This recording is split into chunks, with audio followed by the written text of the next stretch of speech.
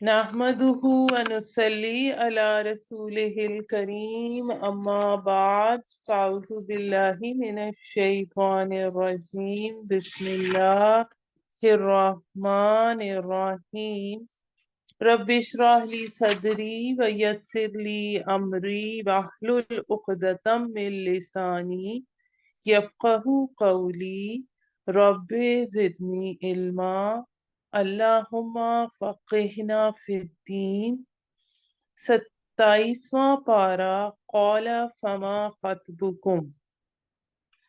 اس پارے میں سورہ زاریات کی آخری آیات، سورہ طور، سورہ نجم، سورہ قمر، سورہ رحمان، سورہ واقعہ اور سورہ حدید ہم انشاءاللہ پڑھیں گے۔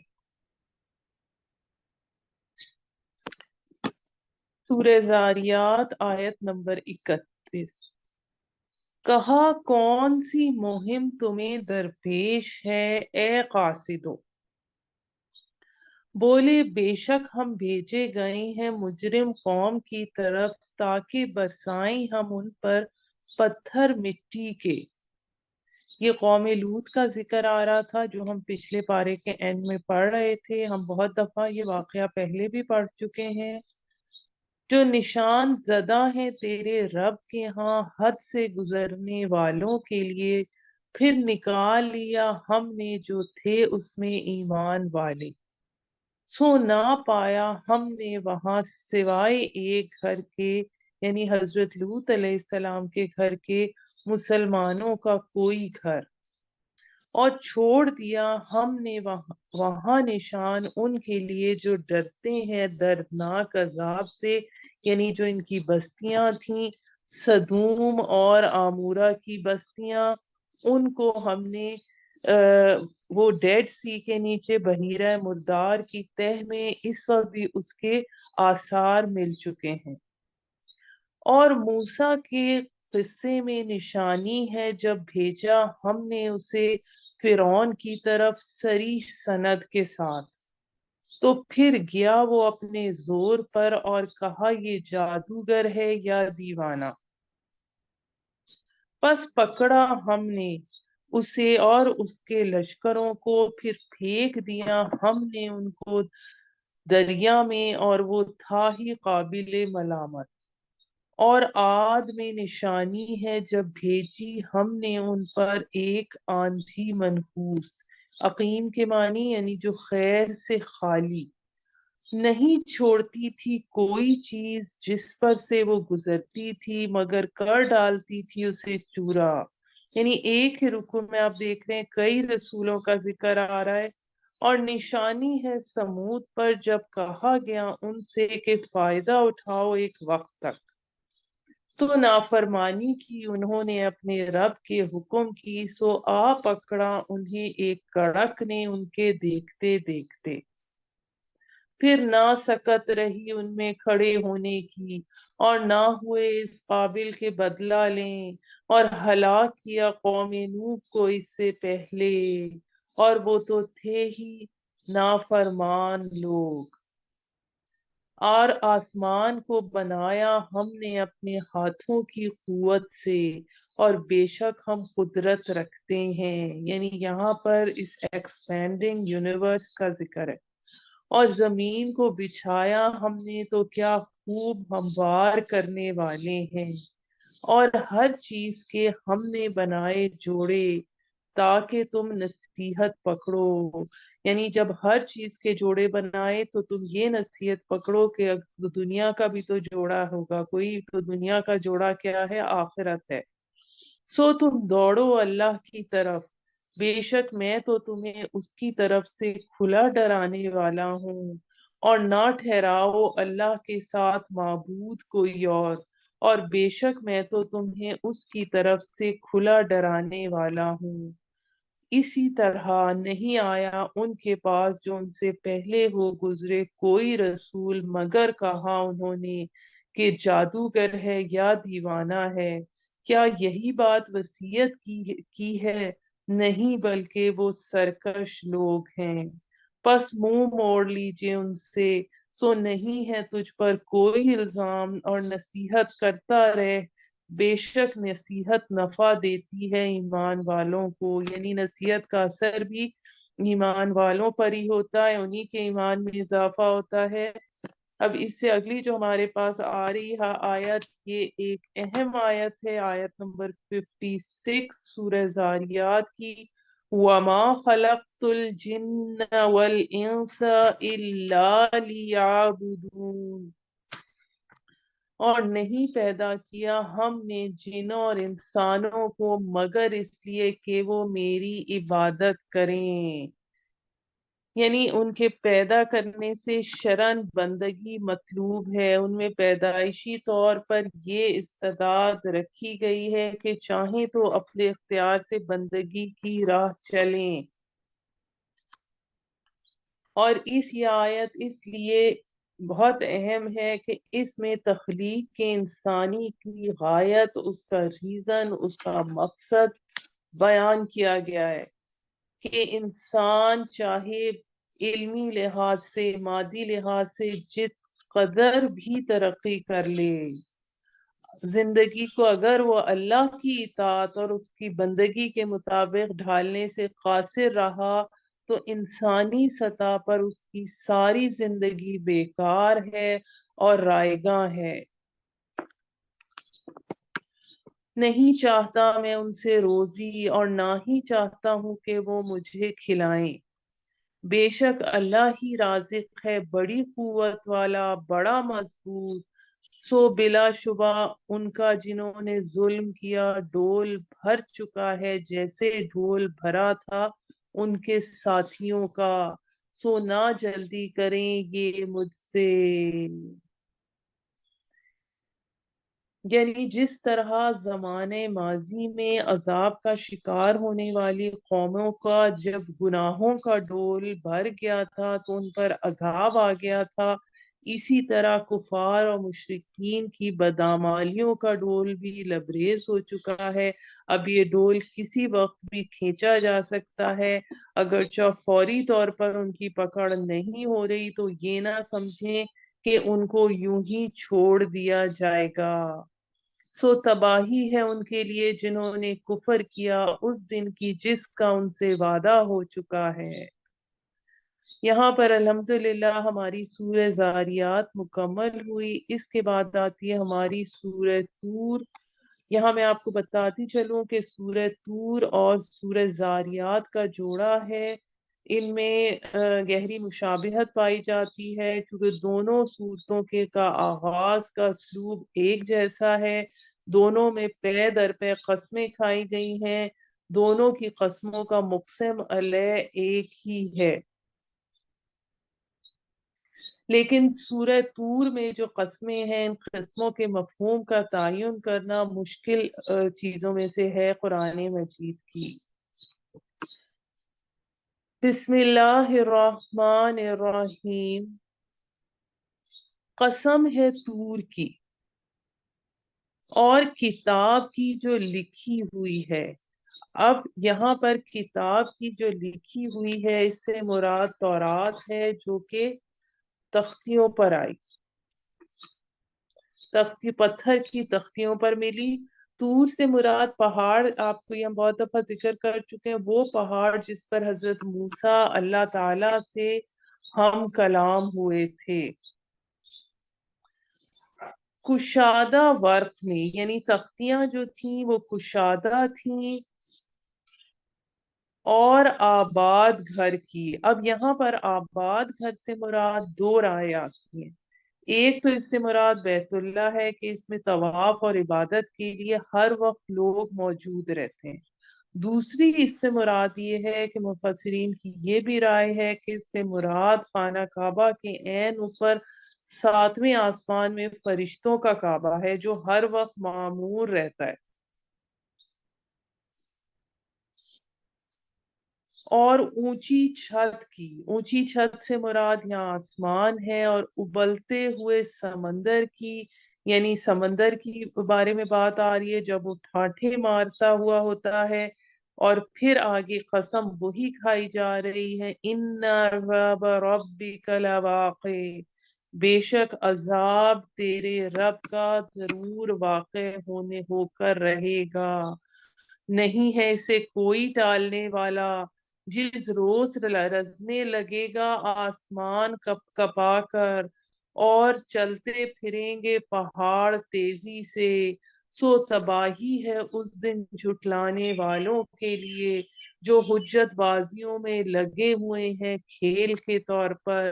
جس روز دھکیلے جائیں گے نارے جہنم کی طرف دھکے مار کر، کہا جائے گا یہی ہے وہ جہنم کہ تھے تم جسے جھٹلاتے، کیا جادو ہے یہ یا تمہیں کچھ دکھائی نہیں دیتا؟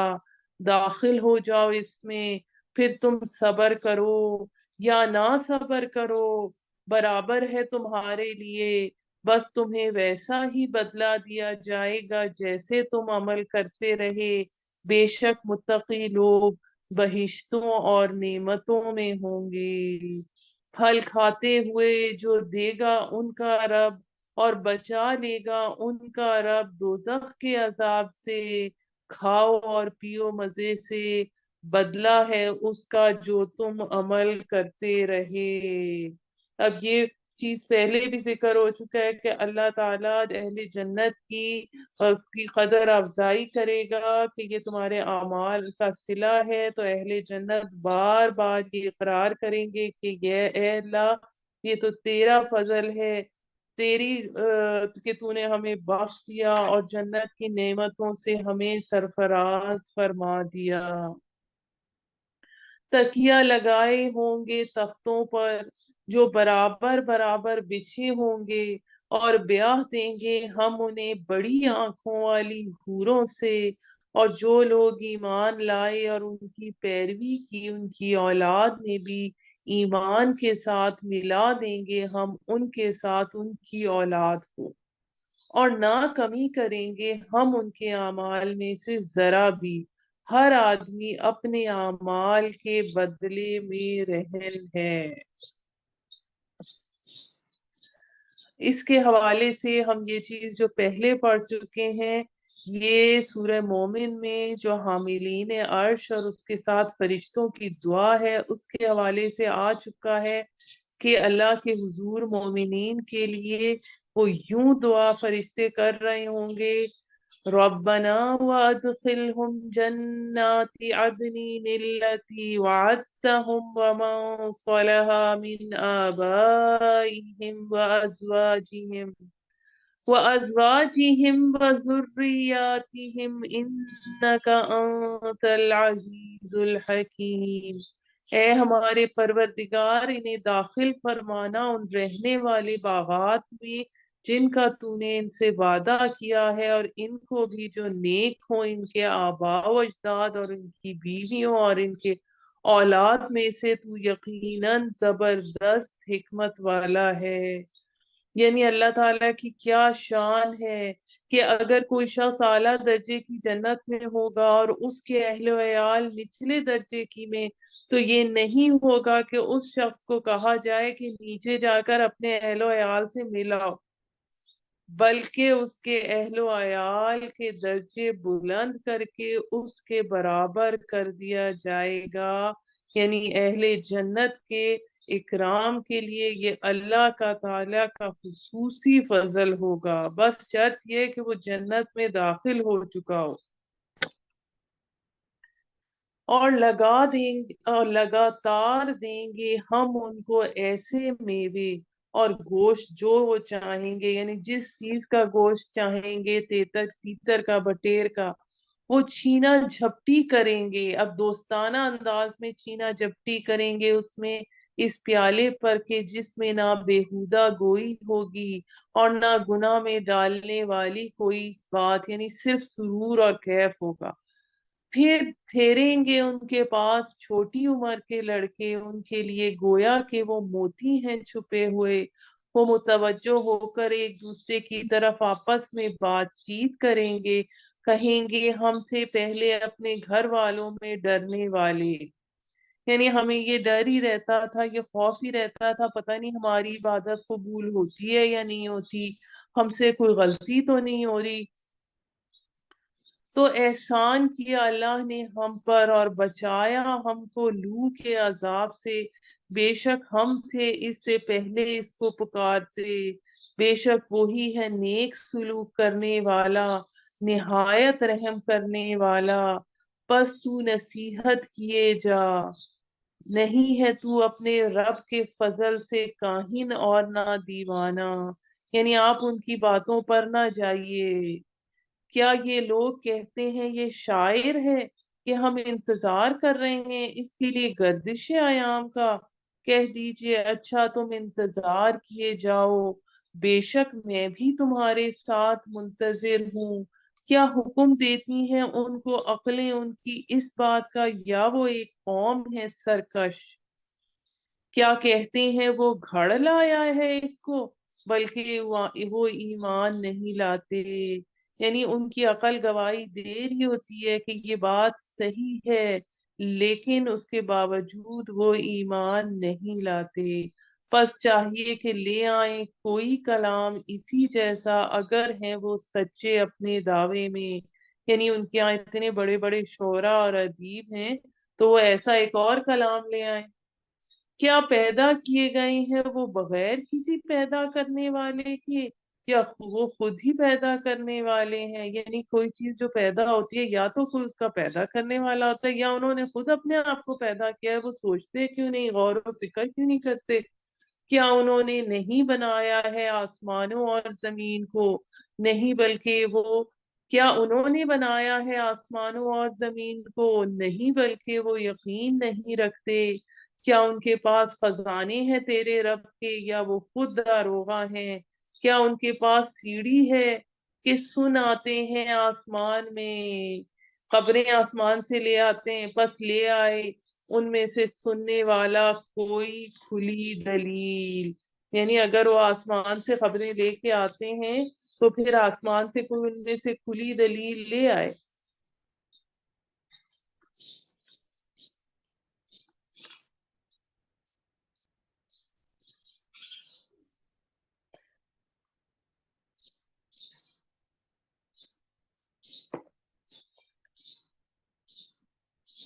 اب اس میں ایک اور جو ان کی وجہ تھی وہاں پر، اس میں ایک یہ بھی تھی کہ نبی صلی اللہ علیہ وآلہ وسلم کو وہ کسی طریقے سے بھی یہ درجہ جو اللہ نے انہیں نبی کا رسول کا دیا تھا اس کو ماننے کے لیے تیار نہیں تھے، کیونکہ ایک یتیم بنو ہاشم کا ایک یتیم، اس کو یہ کیوں اللہ تعالیٰ نے یہ مرتبہ دیا؟ کیونکہ جیسے حضرت ابو بکر صدیق تھے، وہ تو اس زمانے میں وہ مقدمات قتل کے فیصلے کرنے پر معمور تھے، اور آپ بہت بڑے تاجر اور سرمایہ دار بھی تھے۔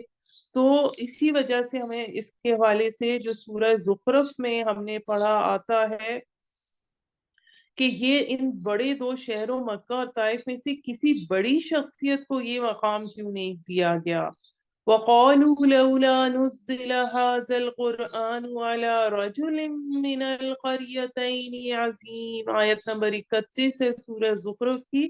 کہنے لگے کیوں نہیں اتارا گیا یہ قرآن ان دو بستیوں میں سے کسی عظیم شخص پر؟ تو پھر اللہ تعالیٰ نے ان کے اعتراض کا جواب دیا، اَهُمْ يَقْسِمُونَ رَحْمَتَ رَبِّكَ، کیا آپ کے رب کی رحمت کو یہ لوگ تقسیم کریں گے؟ آیت نمبر 39، کیا اللہ کے لیے بیٹیاں ہیں اور تمہارے لیے بیٹے؟ کیا تو مانگتا ہے ان سے کوئی صلہ سو وہ تاوان سے دبے جاتے ہیں؟ کیا ان کے پاس غیبی علم ہے سو وہ لکھ لیتے ہیں؟ کیا وہ چاہتے ہیں مکر و فریب کرنا، یعنی عوام کو روکنے کے لیے ایمان لانے سے؟ سو وہ لوگ جنہوں نے کفر کیا وہ خود ہی شیطان کے فریب خوردہ ہیں۔ کیا ان کا کوئی معبود ہے اللہ کے سوا؟ پاک ہے اللہ اس سے جسے وہ شریک ٹھہراتے ہیں۔ اگر دیکھ لیں ایک ٹکڑا آسمان کا گرتا ہوا تو بول اٹھیں گے یہ بادل ہے طیبت ہے، یعنی جس طرح قوم عاد نے کہا تھا جب عذاب الہی ان پر آیا تھا کہ یہ کوئی بادل آیا ہے بارش برسانے کی۔ سو تو چھوڑ دے انہیں حتیٰ کہ جا ملے اپنے اس دن سے جس میں ان پر بجلی کی کڑک پڑے گی۔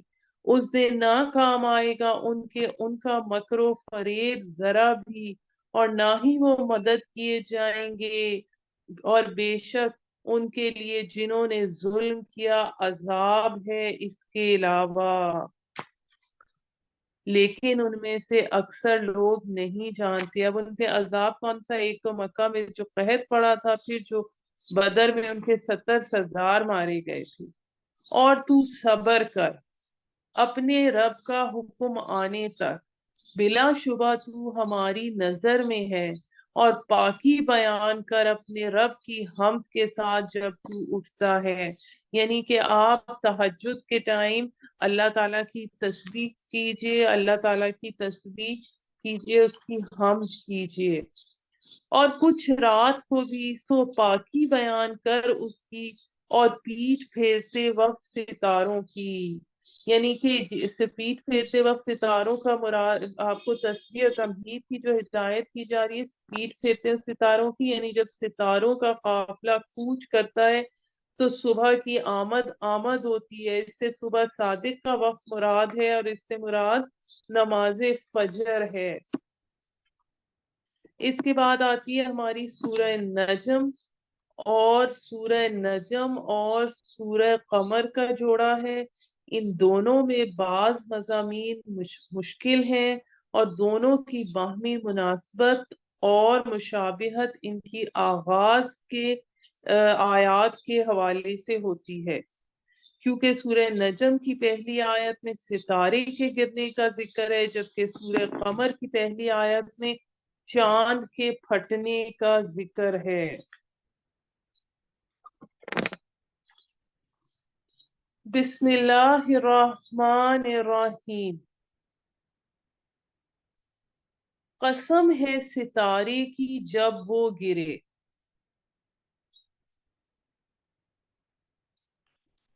نہیں گمراہ ہوا تمہارا ساتھی اور نہ غلط راہ پر چلا، یعنی ستارہ گر سکتا ہے مگر تمہارا ساتھی محمد صلی اللہ علیہ وآلہ وسلم نہیں بھٹک سکتا، اور نہیں بولتا وہ اپنی خواہش نفس سے، نہیں ہے یہ مگر وہی جو بھیجی جاتی ہے اس پر۔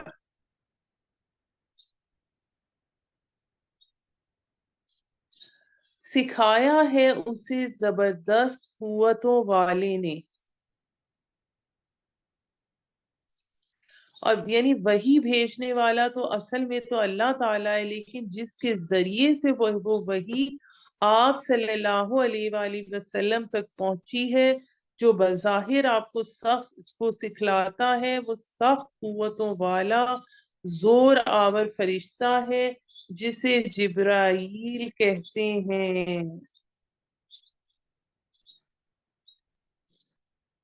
اب یہاں جو ہمارے پاس آیات آ رہی ہیں، ان میں حضرت جبرائیل علیہ السلام کا ذکر ہے، جنہوں نے نبی کریم صلی اللہ علیہ وآلہ وسلم کو اس کلام کی تعلیم دی، اور یہ مضمون دوسری مرتبہ تیسویں پارے کی سورہ تکویر میں آیا ہے، جہاں پر آتا ہے سورہ تکویر میں وما صاحبكم بمجنون ولقد رآه بالأفق المبين وما هو على الغيب بضنين وما هو بقول شيطان رجيم۔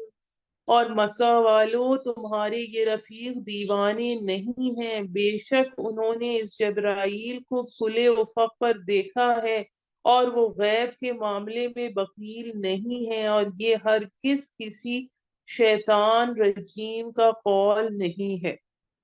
اب حضرت جبرائیل علیہ السلام جب وحی لے کر آتے تو حضور صلی اللہ علیہ وآلہ وسلم کو نظر نہیں آتے تھے، اور نہ ہی وحی کو آپ اپنے کانوں سے سن سکتے تھے۔ فرشتے اور وحی دونوں کا تعلق چونکہ عالم امر سے ہے، اس لیے اس کا نزول بھی آپ کی شخصیت کے اس حصے پر ہوتا تھا جو عالم امر سے متعلق ہے، یعنی روح مبارک، اور روح کا مسکن چونکہ قلب ہے، اس لیے وحی کا نزول براہ راست حضور صلی اللہ علیہ وآلہ وسلم کے قلب پر ہوتا تھا۔ اب عام طور پہ جب حضرت جبرائیل علیہ السلام انسانی شکل میں آتے تو خوبصورت نوجوان صحابی حضرت داہیہ کلبی کی شکل میں ہوتے، اور جو اس حوالے سے، لیکن جو حضور صلی اللہ علیہ وآلہ وسلم نے حضرت جبرائیل کو ان کی اصلی شکل میں دیکھا ہے، وہ 2 مرتبہ دیکھا ہے۔ پہلی مرتبہ تو آپ نے انہیں آغاز نبوت کے زمانے میں دیکھا تھا۔ یہ واقعہ فترت وحی کے دنوں میں پیش آیا۔ فترت سے مراد یہ ہے کہ پہلی وحی کے بعد وحی کا سلسلہ کچھ عرصے تک منقطع رہا، اور اس وقفے کو فترت وحی کہتے ہیں۔ اور آپ غار حرا سے اتر رہے تھے تو آپ نے ایک آواز سنی، یا محمد۔ پھر دوسری دفعہ، تیسری مرتبہ جب آواز سنی، آپ نے آسمان کی طرف دیکھا تو آپ کو حضرت جبرائیل اپنی اصلی ملکوتی شکل میں اس طرح نظر آئے کہ پورا افق بھرا ہوا تھا۔ دوسری مرتبہ آپ نے حضرت جبرائیل علیہ السلام کو معراج کے موقع پر سدرۃ المنتہا کے قریب دیکھا، اور یہ جو آیات ہیں اس میں اسی مشاہدے کا ذکر ہے۔ حضرت جبرائیل جب حضور صلی اللہ علیہ وآلہ وسلم کو معراج کے سفر میں لے جانے کے لیے آئے تو انسانی شکل میں تھے، اور آپ کے لیے جو سواری براق وہ لائے تھے وہ بھی کوئی مختلف مخلوق تھی۔ لیکن جب آپ 7ویں آسمان پر سدرۃ المنتہا پر پہنچے تو وہاں کو حضرت جبرائیل علیہ السلام اصلی ملکوتی شکل میں نظر آئے، جب انہوں نے آگے جانے سے معذرت کرتے ہوئے کہا کہ میں یہاں سے آگے نہیں بڑھوں گا، نہیں تو میرے پر جل جائیں گے۔ اب یہاں پر یہ بتانا اللہ تعالیٰ کا اس مضمون کا اس کی اہمیت اس وجہ سے ہے کہ حضرت جبرائیل کی اصلی ملکوتی شکل میں حضور صلی اللہ علیہ وآلہ وسلم سے ملاقات کرنے کا سے ان کے جو مقصد نزول وحی کے سلسلے میں جو رابطہ ہے، لنک ہے، اس کی سند ہمارے پاس فراہم ہوتی ہے۔ تو ہم نے ابھی آیت نمبر 5 تک پڑھی تھی۔ آیت نمبر 6 سورہ نجم، زور آور نے پھر وہ سامنے سیدھا کھڑا ہوا، اور وہ آسمان کے بالائی افق پر تھا۔ پھر وہ نزدیک ہوا، پھر وہ آگے بڑھا، پھر رہ گیا فاصلہ 2 کمانوں کے برابر یا اس سے بھی کم۔ پھر وحی کی اس نے اللہ کے بندے پر جو وحی کرنا تھی۔ نہ جھوٹ جانا رسول کے دل نے جو کچھ کے دیکھا، کیا پھر تم جھگڑتے ہو اس پر جس سے اس نے دیکھا، اور البتہ دیکھا اس میں اترتے ہوئے ایک اور مرتبہ بھی نزدیک سدرۃ المنتہا کے۔ اب یہ چیز ہمارے پاس کہ سدرۃ المنتہا کیا ہے، اب یہ 7ویں آسمان پر وہ مقام ہے جس سے آگے کسی مخلوق کو جانے کی اجازت نہیں ہے، اور اس کی جو کیفیت ہے اور نوعیت ہے وہ ہمارے تصور سے باہر ہے، اور اس کے پاس جنت الماوا ہے جو سب سے اونچے درجے کی جنت ہے، جو اس کے قریب ہے 7ویں آسمان پر۔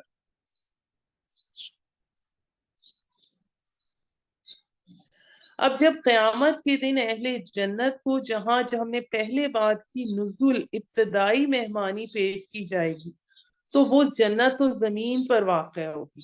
اس کے بعد ہر شخص کے اپنے ایمان اور خلوص کی گہرائی اور انفاق جان اور مال کے حساب سے درجہ بدرجہ اس کی ترقی ہوتی جائے گی، حتیٰ کہ کچھ خوش قسمت لوگ جنت الماوا میں بھی پہنچ جائیں گے. اللہم ربنا اجعلنا منہم.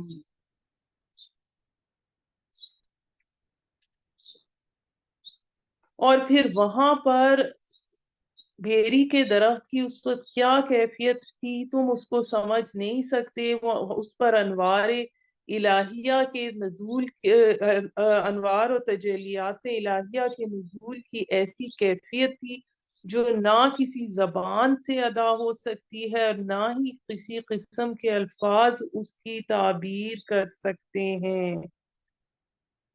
آیت نمبر 15. اس کے پاس ہی ہے بہشت، جگہ آرام سے رہنے کی، جنت الماوا.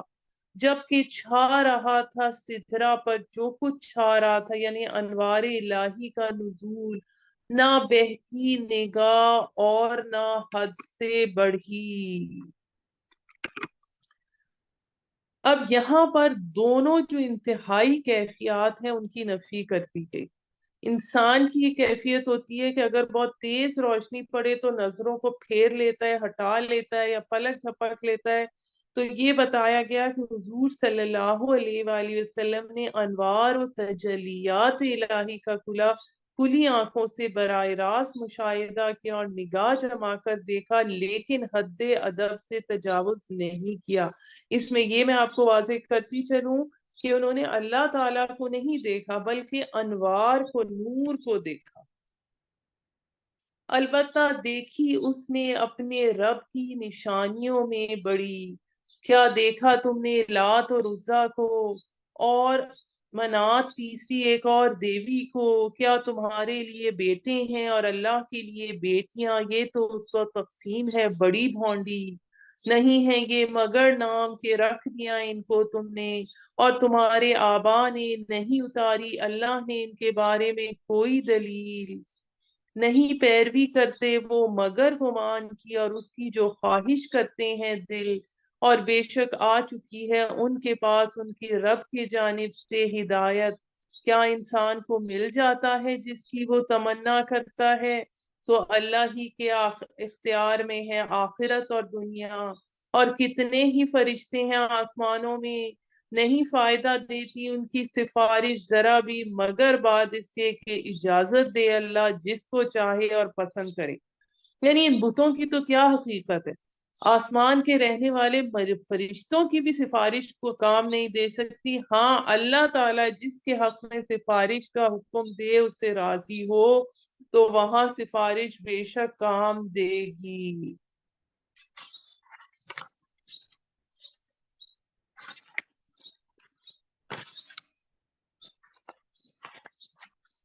بے شک جو لوگ نہیں ایمان رکھتے آخرت پر، وہ رکھتے ہیں فرشتوں کے نسوانی نام اور نہیں ہے انہیں اس کی کچھ خبر. نہیں پیروی کرتے وہ مگر گمان کی اور بے شک گمان نہیں فائدہ دیتا حق کے مقابلے میں ذرا بھی. سو پھیر لیجئے اس شخص سے جو منہ موڑے ہماری یاد سے، منہ پھیر لیجئے اس شخص سے جو منہ موڑے ہماری یاد سے اور نہ چاہے مگر دنیاوی زندگی. یہیں تک رسائی ہے ان کے علم کی. اب اس میں یہ دیکھیں کہ علم، جیسے کہ ہم نے پہلے پڑھا کہ علم دو طرح کا ہے. ایک ایکوائرڈ نالج ہے جو انسان اپنے علم سے، کوششوں سے حاصل کرتا ہے، اور ایک ریویلڈ نالج ہے. اور ایک ریویلڈ نالج ہے تو ان کے ذہن اتنے چھوٹے ہیں کہ وہ آخرت کی رسائی تو پہنچ ہی نہیں سکتے. بے شک تیرا رب ہی خوب جانتا ہے اسے جو بھٹکا اس کی سیدھی راہ سے، اور وہی خوب جانتا ہے اسے جو راہ راست پر ہے. اور اللہ ہی کا ہے جو کچھ آسمانوں میں ہے اور جو کچھ زمین میں ہے، تاکہ بدلہ دے انہیں جنہوں نے برائی کی ان کے اعمال کا، اور بدلہ دے انہیں جنہوں نے نیکی کی اچھا بدلہ. ابھی ہمارے پاس پھر وہی موضوع آیا جو ہم کئی دفعہ پڑھ چکے ہیں. وہ لوگ جو بچتے ہیں کبیرہ گناہوں سے اور بے حیائی سے مگر چھوٹی لغزشوں سے.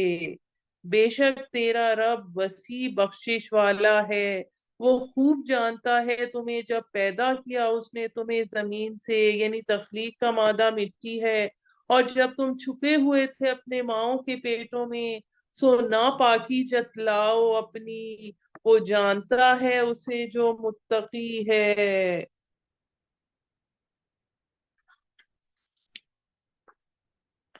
یعنی اللہ تعالیٰ جانتا ہے کس میں کتنا تقوی ہے اور کس نے تقوی کا لبادہ اوڑھا ہوا ہے۔ بھلا تو نے دیکھا اس شخص کو جس نے منہ موڑا۔ اب یہاں پر ہمارے پاس ولید بن مغیرہ کا ذکر آ رہا ہے، جو ایمان کے بہت قریب آ گیا تھا، جو جس نے منہ موڑا اور دیا تھوڑا سا اور ہاتھ روک لیا۔ کیا اس کے پاس غیب علمی ہے سو وہ دیکھ رہا ہے؟ کیا نہیں خبر پہنچی اسے ان کی جو ہے موسیٰ کے صحیفوں میں، اور ابراہیم کے جس نے پورا کر دکھایا اپنا قول۔ اللہ تزر وازرۃ وزر اخری، کہ نہیں اٹھائے گا کوئی اٹھانے والا بوجھ دوسرے کا، اور یہ کہ نہیں انسان کے لیے کچھ مگر وہی جس کی اس نے کوشش کی۔ اب یہ دیکھیں کتنی یہ چیز اہم ہے کہ جو دنیا کے لیے کوشش کرے گا اللہ تعالیٰ اس کو دنیا میں دے دے گا۔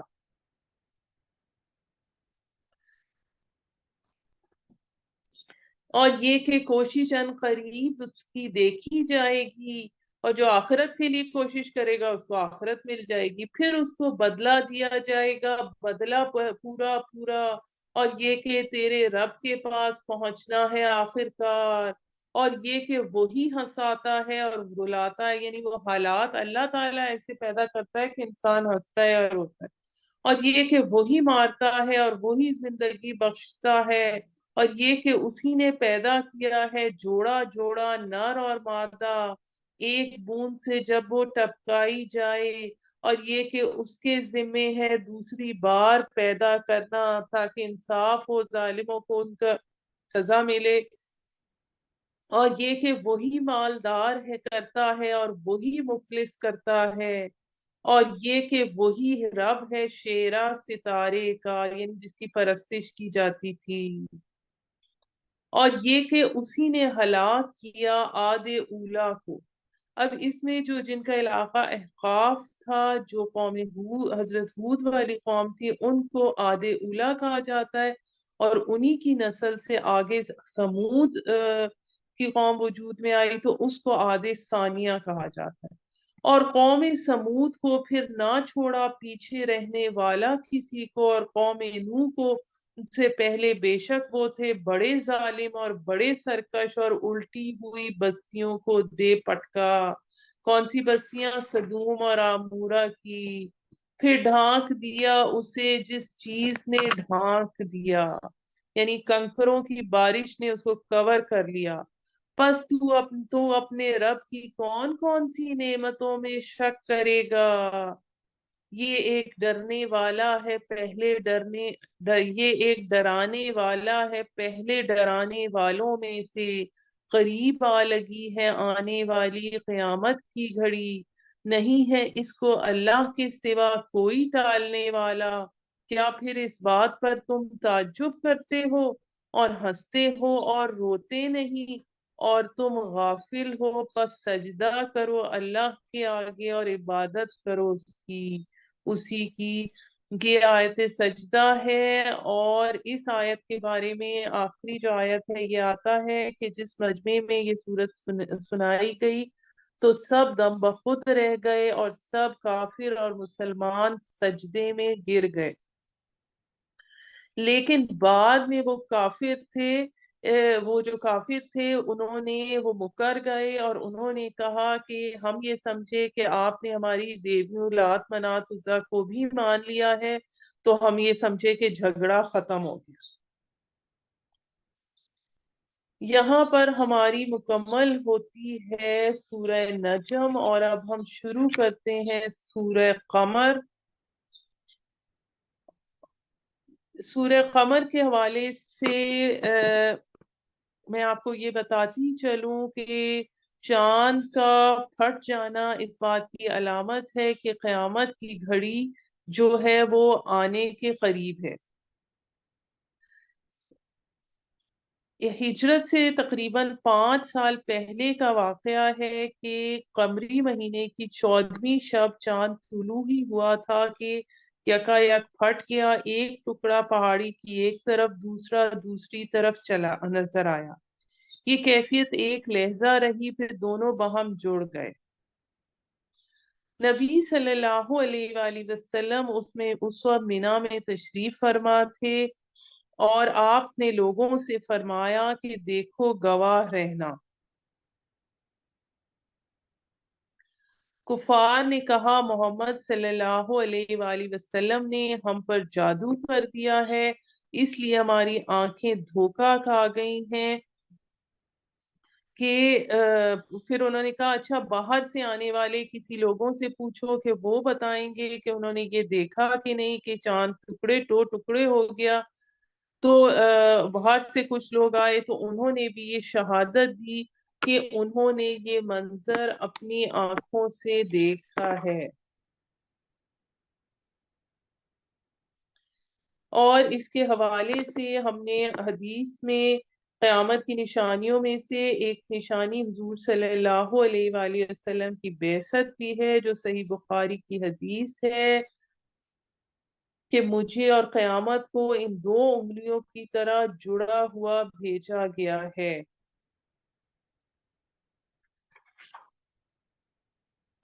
آپ صلی اللہ علیہ وآلہ وسلم کے فرمانے سے چاند کی طرف دیکھا تو لوگ متوجہ ہو کر آپ کی انگلی کے اشارے سے یہ ہوا، اور یہ بھی ایک خرق عادت واقعہ تھا۔ بسم اللہ الرحمن الرحیم۔ قریب آ گئی قیامت اور 2 ٹکڑے ہو گیا چاند، اور اگر دیکھتے ہیں کوئی نشانی تو منہ پھیر لیتے ہیں اور کہتے ہیں یہ جادو ہے، پہلے سے چلا آتا، اور جھٹلایا انہوں نے اور پیروی کی اپنی خواہشات کی، اور ہر کام کا وقت مقرر ہے، اور البتہ پہنچ چکے ہیں ان تک احوال جن میں عبرت ہے۔ دانائی اعلیٰ درجے کی مگر نہیں فائدہ دیتے ڈرانے والے، تو منہ موڑ لے ان سے، جس دن پکارے گا پکارنے والا ایک ناگوار چیز کی طرف، جھکی ہوں گی ان کی نگاہیں، نکل پڑیں گے قبروں سے گویا کو کہ وہ ٹڈیاں ہیں بکھری ہوئی، دوڑتے ہوئے پکارنے والے کی طرف کہیں گے کافر یہ دن ہے بڑا سخت، جھٹلایا ان سے پہلے قوم نوح نے، سو جھٹلایا انہوں نے ہمارے بندے کو اور کہا دیوانہ ہے، اور جھڑکا اسے تو پکارا اس نے اپنے رب کو۔ اب یہ دعا ہم پہلے بھی پڑھ چکے ہیں، انی مغلوب فانتصر، کہ میں عاجز ہوں سو تو بدلہ لے لے۔ پھر کھول دیے ہم نے دروازے آسمان کے موسلادھار بارش کے ساتھ، اور بہا دیے زمین سے چشمے، پس مل گیا سب پانی ایک ایسے کام کے لیے جو مقدر ہو چکا تھا۔ یعنی کون سا کام مقدر ہو چکا تھا؟ اس قوم کے غرق ہونے کا۔ اور سوار کیا ہم نے اسے تختوں والی میں اور میخوں والی کشتی پر، چلتی تھی ہماری آنکھوں کے سامنے، بدلہ لینے کے لیے اس شخص کا جسے جھٹلایا گیا تھا، اور البتہ چھوڑا ہم نے اس کو نشانی بنا کر، تو ہے کوئی سوچنے والا۔ سو کیسا تھا میرا عذاب اور ڈرانا۔ وَلَقَدْ يَسَّرْنَا الْقُرْآنَ لِلذِّكْرِ فَهَلْ مِن مُدَّكِرٍ۔ اب یہ اس میں ترجیعی آیات آ رہی ہیں، بار بار دہرائی جانے والی آیات آ رہی ہیں۔ جھٹلایا قوم عاد نے، پھر کیسا ہوا میرا عذاب اور میرا ڈرانا۔ اب یہاں پر اس صورت میں یہ جو ترجیحی آیات ہیں یہ بار بار جو آ رہی ہیں یہ انسان کو سوچنے پر مجبور کرتی ہیں کہ اللہ تعالیٰ یہ پوچھتے ہیں کہ آج بھی کوئی نصیحت کو ہر وقت ہر دور میں نصیحت پکڑنے کے لیے کوئی تیار ہے؟ کوئی اس میں ایک چیلنج کا انداز پایا جاتا ہے، اور اس کے اگر بیسک عربی سیکھ کر بھی قرآن کے مین مطلب کو سمجھا جا سکتا ہے، اور اگر تدبر کرنا چاہیں تو قرآن کے اندر سے موتی بھی نکالے جا سکتے ہیں۔ اتنی گہرائی ہے اس میں، جتنی بار اس کو سمجھا جائے اس کی گہرائی تک مکمل طور پر نہیں پہنچا جا سکتا۔ آج ہم ہر زبان سیکھ لیتے ہیں لیکن عربی سیکھ کر قرآن سمجھنے کے لیے ٹائم نہیں نکالتے۔ جھٹلایا قوم عاد نے، پھر کیسا ہوا میرا عذاب اور میرا ڈرانا۔ بے شک ہم نے بھیجی ان پر ایک تیز اور تند ہوا، ایک دائمی نحوست والے دن جو اکھاڑ پھینکتی تھی ان لوگوں کو کہ وہ تنے ہیں کھجور کے جڑ سے اکھڑے ہوئے، یعنی اتنے طویل القامت تھے۔ سو کیسا تھا میرا عذاب اور ڈرانا، اور البتہ آسان کر دیا ہم نے قرآن کو نصیحت کے لیے۔ وَلَقَدْ يَسَّرْنَا الْقُرْآنَ لِلذِّكْرِ فَهَلْ مِن مُدَّكِرٍ، پھر ہے کوئی سوچنے والا؟ جھٹلایا قوم سمود نے ڈرانے والوں کو، پھر کہنے لگے کیا ایسے انسان کی جو ہم میں سے ہے ہم پیروی کریں؟ بے شک ہم اس وقت کھلی گمراہی اور دیوانگی میں ہوں گے۔ کیا اتاری گئی ہے نصیحت اسی پر ہم سب میں؟ نہیں، بلکہ وہ جھوٹا ہے شیخی خور۔ جلد معلوم ہو جائے گا انہیں کل کون ہے جھوٹا شیخی خور۔ بے شک ہم بھیجنے والے ہیں اونٹنی ان کی آزمائش کے لیے، جو قوم سمود کا ذکر آ رہا ہے۔ حضرت صالح سے کہا جا رہا ہے تو دیکھتا رہے انہیں اور صبر کر اور بتلا دے انہیں کہ پانی تقسیم ہوگا ان کے درمیان اور ہر ایک کو پینے کی باری پر حاضر ہونا چاہیے۔ یعنی وہ اونٹنی اتنی بڑی تھی کہ دوسرے جانور اسے دیکھ کر بھاگ جاتے تھے، تو پھر یہ فیصلہ ہوا کہ ایک دن اونٹنی چشمے کا پانی پیے گی، ایک دن باقی جانور اس کا پانی پیے گی۔ پھر پکارا انہوں نے اپنے ساتھی کو، پھر پکڑا انہوں نے اونٹنی کو اور پونچھیں کاٹ جا ڈالی۔ تو کیسا تھا میرا عذاب اور میرا ڈرانا، بے شک بھیجی ہم نے ان پر ایک کڑک، پھر ہو گئے وہ جیسی روندی ہوئی باڑوں کی طرح، یعنی چورا چورا ایسی باڑ جس پر جانوروں کا گلا گزر گیا ہو۔ اور البتہ آسان کر دیا ہم نے قرآن کو نصیحت کے لیے، پھر ہے کوئی سوچنے والا؟ جھٹلایا قوم لوط نے ڈرانے والوں کو، بے شک بھیجی تھی ہم نے ان پر پتھر برسانے والی آندھی، سوائے آل لوط کے نجات دی ہم نے انہیں سحری کے وقت اپنے فضل و کرم سے۔ یوں ہی جزا دیتے ہیں ہم اس کو جو شکر کرے۔ اور البتہ ڈرا چکا تھا لوط انہیں ہماری پکڑ سے، سو شک یہ کیا انہوں نے ڈرانے میں، اور البتہ انہوں نے پھسلانا چاہا لوط کو اس کے مہمانوں سے، تو مٹا دی ہم نے ان کی آنکھیں، یعنی ایک فرشتے کے ہاتھ سے سب اندھے ہو گئے۔ سو چکھو، ہاتھ پھیرنے سے، سو چکھو میرا عذاب اور ڈرانا، اور البتہ آ لیا انہیں صبح کے وقت عذاب نے جس کا آنا ٹھہر چکا تھا۔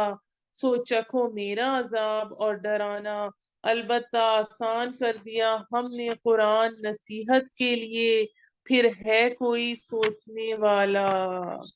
اور البتہ آئے آل فرعون کے پاس ڈرانے والے، جھٹلایا انہوں نے ہماری نشانیوں کو، یعنی وہ جو 9 آیات کا ذکر آیا ہے سب نے تو پکڑا ہم نے ان کو پکڑنا زبردست قدرت والے کا۔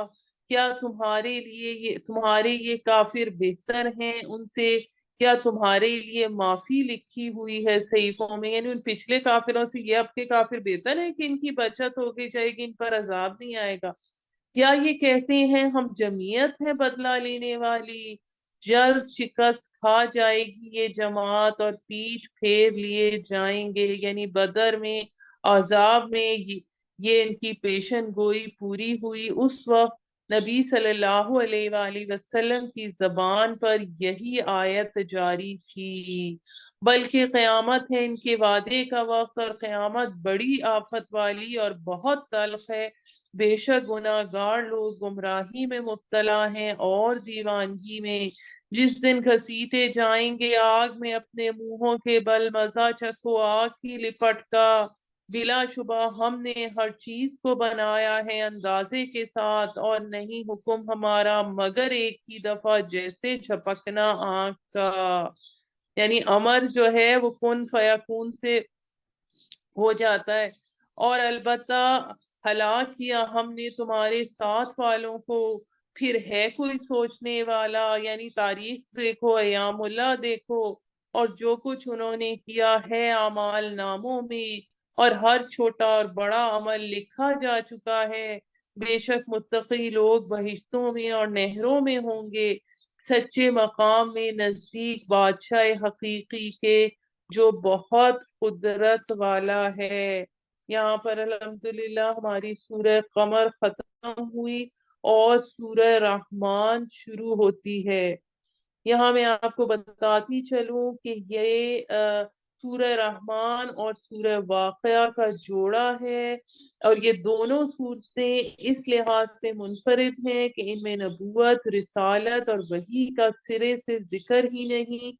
اور سورہ رحمان قرآن میں واحد ایسی صورت ہے جس میں جنوں اور انسانوں سے مسلسل اور متوازی خطاب ہو رہا ہے۔ یہاں میں آپ کو یہ بھی بتاتی چلوں کہ سورہ رحمان کی خصوصیت یہ ہے کہ اس میں دو جنتوں اور کا دو مرتبہ تذکرہ ہے، اور سورہ واقعہ میں بھی ایسا ہے۔ دونوں کے مضامین کی ترتیب میں ایک عجیب مناسبت پائی جاتی ہے، ان کے ایک دوسرے کو mirror امیج ہیں ایک دوسرے کا، یعنی ایک سورت کے مضامین میں جو ترتیب آئے گی دوسری صورت میں وہی مضامین اس کی برعکس ترتیب میں ہے۔ جس طرح جڑواں گھر بنتے ہیں تو ساتھ وہ جڑ کر اسی طرح نظر آتے ہیں۔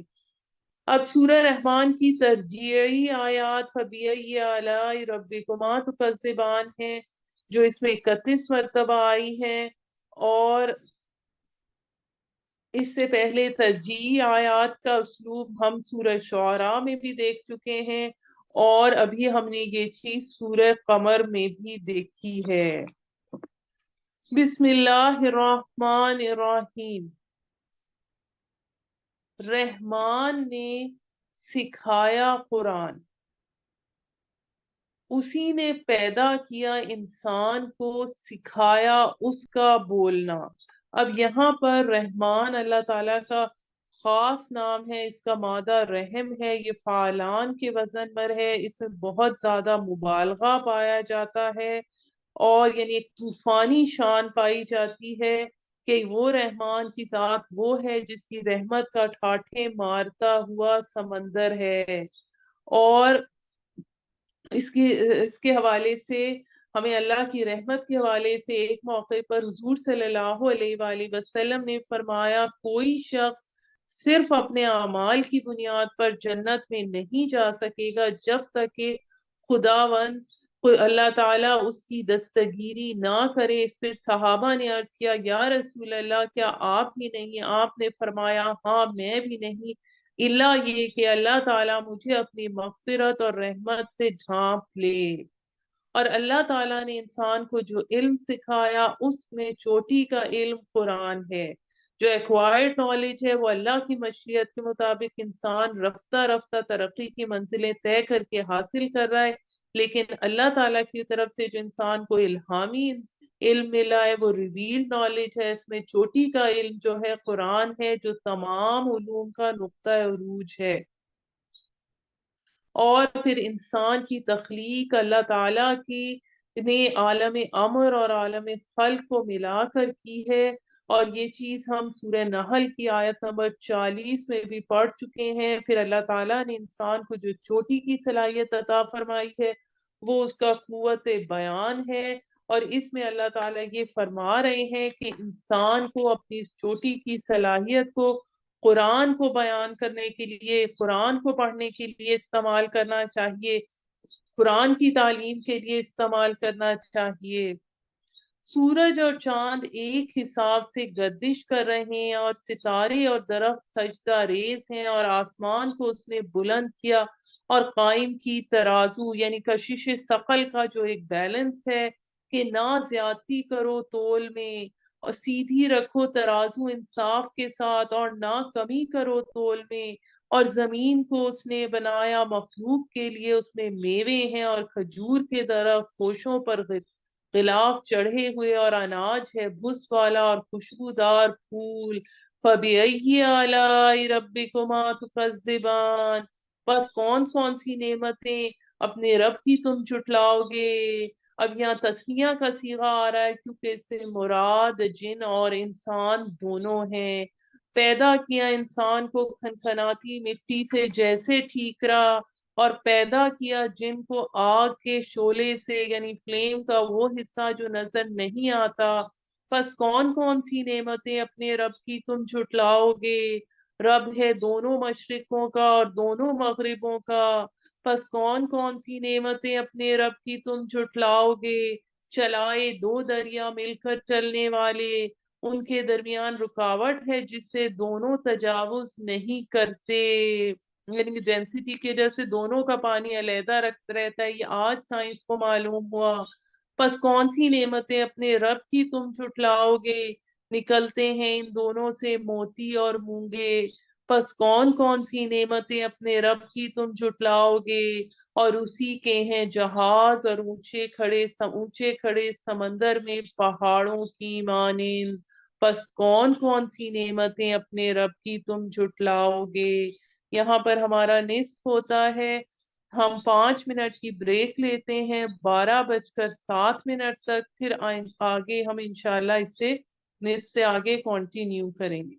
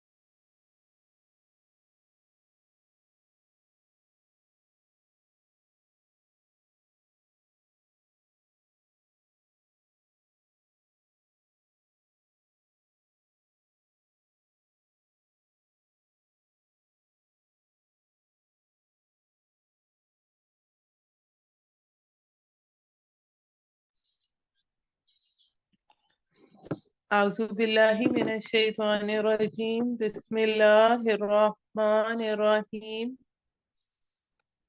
آیت نمبر 26 سورہ رحمان۔ یہاں شروع کرنے سے پہلے میں آپ کو یہ بتاتی چلوں کہ ابھی تک ہم نے یہ جو سورہ رحمان پڑھی ہے، اس میں سورت کے آغاز سے لے کر ابھی تک اس میں قرآن کی عظمت کا ذکر آیا ہے، اور اس کے بعد اللہ کی ثنائی اور اس کی قدرتوں کا بیان آیا ہے، اور پھر اللہ تعالیٰ نے یہ بھی بتایا ہے کہ قوت بیان کے تذکرے کے ساتھ انسان کو یاد دلایا ہے کہ اس کی صلاحیت کا بہترین مصرف یہ ہے کہ وہ قرآن سیکھے اور سکھائے، جیسا کہ حدیث میں آتا ہے خیرکم من تعلم القرآن وعلمہ، کہ تم میں سے بہترین لوگ وہ ہیں جو قرآن سیکھیں اور سکھائیں۔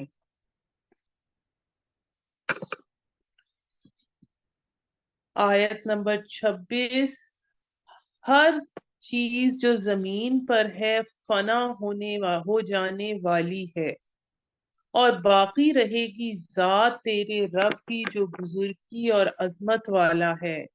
پس کون کون سی نعمتیں اپنے رب کی تم جھٹلاؤ گے؟ مانگتا ہے اسی سے جو کوئی بھی آسمان اور زمین میں، اور وہ ہر روز ایک نئی شان سے ہے۔ یعنی اللہ تعالیٰ کی تمام مخلوقات اپنی ضرورتوں حاجتوں کے لیے اللہ ہی کے در کے سوالی ہیں، اور اللہ تعالیٰ تمام مخلوقات کی ایک ایک فرد کی ضرورت کا کی خبرگیری کرتا ہے، نگہبانی کرتا ہے، اور ہر دن اس کی نئی شان کا ظہور ہے۔ اس میں اللہ تعالیٰ کی تدبیر امر کی طرف اشارہ ہے، جو کہ ہم سورہ سجدہ میں پڑھ چکے ہیں۔ یعنی کائنات کے نظام اور ارض و سما میں پھیلی ہوئی مخلوقات سے متعلق تمام امور کو لمحہ بلمحہ اپنی تدبیر سے چلا رہا ہے، اور اس تدبیر کی منصوبہ بندی کے لیے اس کا ایک دن ہمارے 1000 سال کے برابر ہے۔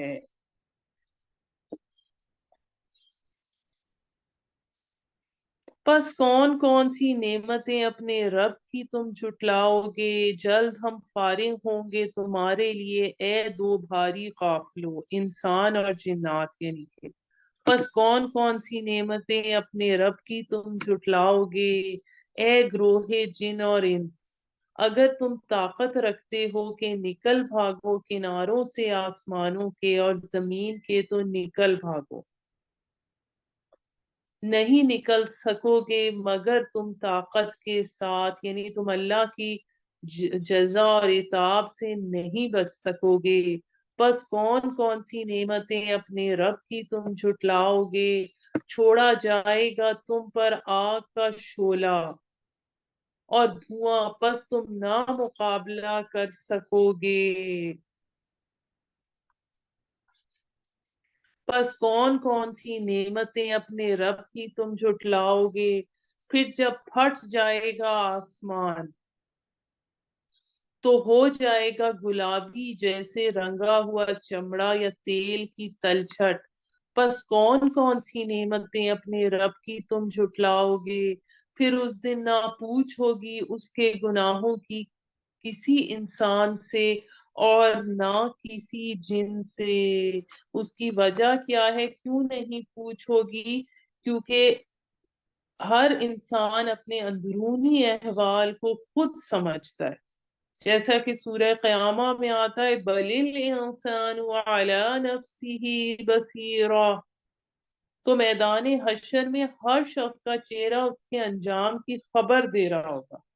یعنی جیسے آتا ہے کہ کچھ چہرے تر و تازہ ہوں گے، کچھ پر مردنی چھائی ہوگی، جیسے کہ ویسے بچوں کا رزلٹ ہوتا ہے تو اس وقت ہر ایک کو پتا ہوتا ہے کہ اس نے کیا کارکردگی کی ہے۔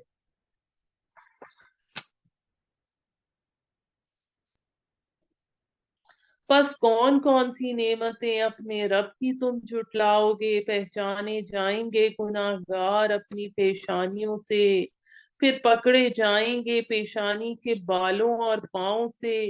پس کون کون سی نعمتیں اپنے رب کی تم جھٹلاؤ گے؟ یہی ہے وہ جہنم جسے جھٹلاتے تھے گناہگار، پھریں گے وہ اس میں اور کھولتے ہوئے پانی میں۔ پس کون کون سی نعمتیں اپنے رب کی تم جھٹلاؤ گے؟ اور اس کے لیے جو ڈرا اپنے رب کے سامنے پیشی سے دو باغ ہیں۔ اب اس میں ایک رائے یہ آتی ہے کہ یہ انسانوں اور جنوں کے لیے الگ الگ جنتوں کا بیان ہے، کیونکہ سورت میں خطاب بھی مسلسل ان دونوں سے ہے۔ جہنم کی وعید بھی دونوں کو سنائی گئی ہے، اس کی جنت کی نوید بھی دونوں کو سنائی جاتی ہے، چونکہ انسانوں اور جنوں کا مادہ تخلیق، ان کی فطرتیں، ان کی ضرورتیں، پسند ناپسند، رنج و غم کے معیار اور سب ان کی راحت اور سکون کے پیمانے سب مختلف ہیں، اس لیے جنت میں بھی ان کے لیے الگ الگ ماحول کی ضرورت ہے۔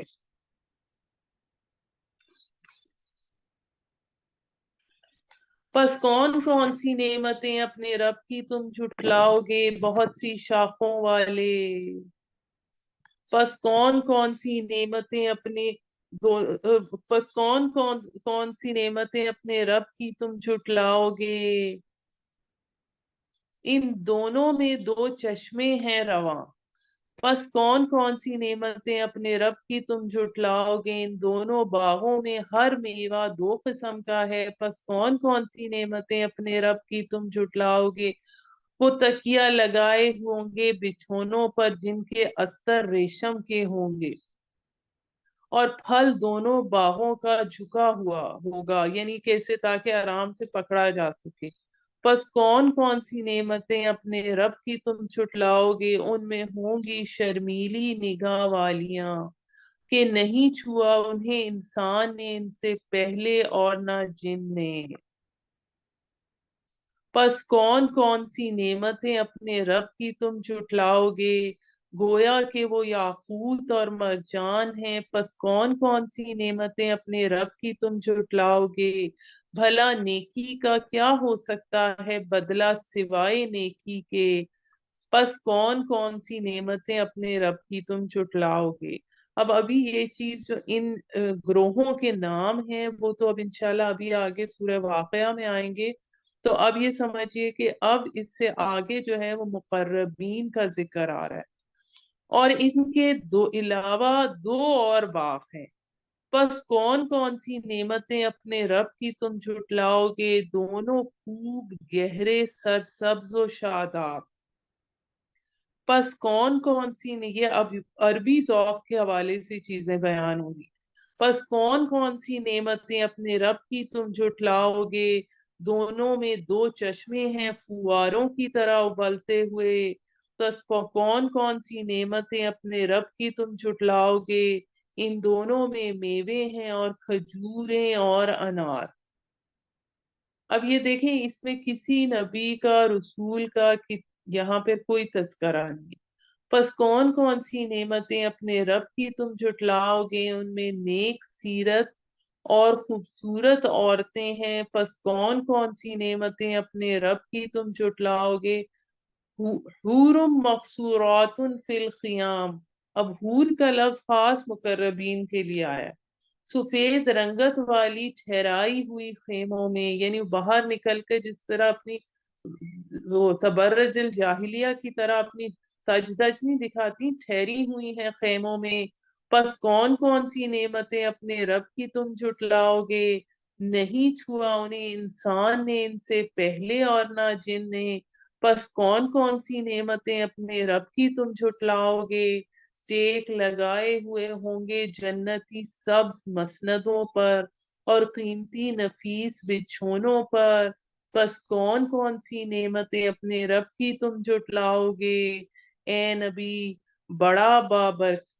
بڑی برکت والا ہے نام تیرے رب کا جو بڑی بزرگی اور عظمت والا ہے۔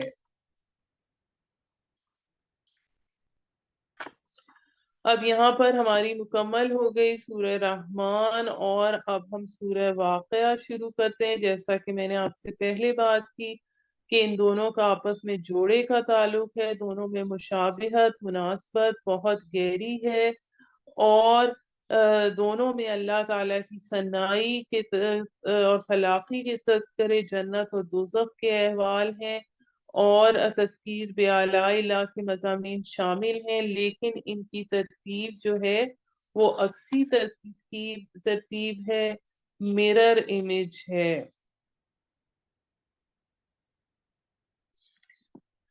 بسم اللہ الرحمن الرحیم۔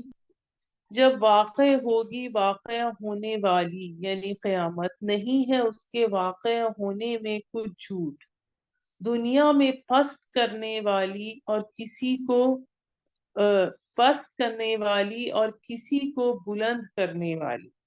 اب اس سے مراد پست کرنے والی سے یہ ہے کہ دنیا میں کچھ لوگ جو اس دن جو دنیا میں پست تھے وہاں بلند ہوں گے، جیسے فقراء صحابی جو تھے، ان میں حضرت بلال، حضرت مقداد بن اسود اور حضرت ابو ہریرہ، یہ فقراء صحابی ایسے اعلیٰ مراتب پہ ہوں گے جس کے بارے میں عام لوگ تصور بھی نہیں کر سکتے، ان کو بلند کر دے گی۔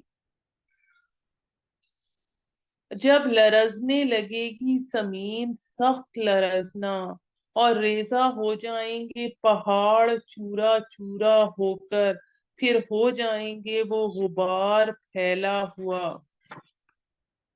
تو ہو جاؤ گے تم تین قسم کے لوگ۔ تو داہنے ہاتھ والے کیا خوب ہیں داہنے ہاتھ والے۔ اب یہ کس کا ذکر ہے؟ اصحاب المیمنہ کا ذکر ہے، اور یمن کے معنی برکت اور خوش نصیبی کے ہوتے ہیں۔ اور آگے کیا آ رہا ہے؟ دوسرے کون سے ہوں گے؟ بائیں ہاتھ والے کیا برے ہیں بائیں ہاتھ والے۔ مشأمہ جو ہے شوم سے ہے، جس کے معنی بد نصیبی اور نحوست کے ہوتے ہیں۔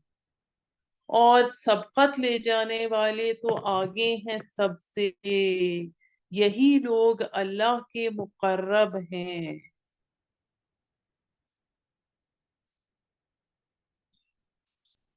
یعنی تیسرا گروہ جو مقربین بارگاہ پر مشتمل ہوگا، اللہ تعالیٰ انسان کو اپنے قرب سے نوازنا چاہتا ہے، اس لیے بار بار قرآن میں ترغیبی انداز اختیار کیا گیا ہے، جیسے سورہ مائدہ کی آیت نمبر 35 میں آتا ہے، وَابْتَغُوا إِلَيْهِ الْوَسِيلَةَ وَجَاهِدُوا فِي سَبِيلِهِ، تم اس کا قرب تلاش کرو اور اس کے لیے اس کی راہ میں جہاد کرو۔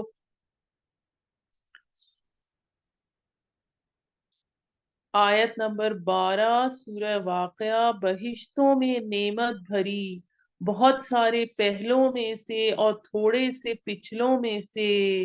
اب یہاں پر ہمارے پاس بعض مفسرین کے نزدیک اولین سے پہلی امتیں اور آخرین سے یہ امت مراد ہے، لیکن اس سے زیادہ صحیح یہ رائے ملتی ہے کہ ہر امت کے اولین اور آخرین سے متعلق سمجھا جائے، یعنی ہر امت کے اولین، ہر نبی کے پیروکاروں میں سے مقربین کی تعداد زیادہ ہوگی، جبکہ ہر امت کے آخرین میں بہت کم لوگ اس درجے تک پہنچیں گے۔ یہی معاملہ اس امت کا بھی ہے۔ حضور صلی اللہ علیہ وآلہ وسلم نے کا فرمان ہے، اس امت کا بہترین زمانہ حضور صلی اللہ علیہ وآلہ وسلم کا زمانہ تھا۔ اس دور کے لوگ کثیر تعداد میں مقربین بارگاہ کے درجے تک پہنچیں گے، اور اس حوالے سے کیونکہ انہوں نے قربانیاں بہت زیادہ دیں اور بنسبت پچھلے لوگوں کے زمانے کی۔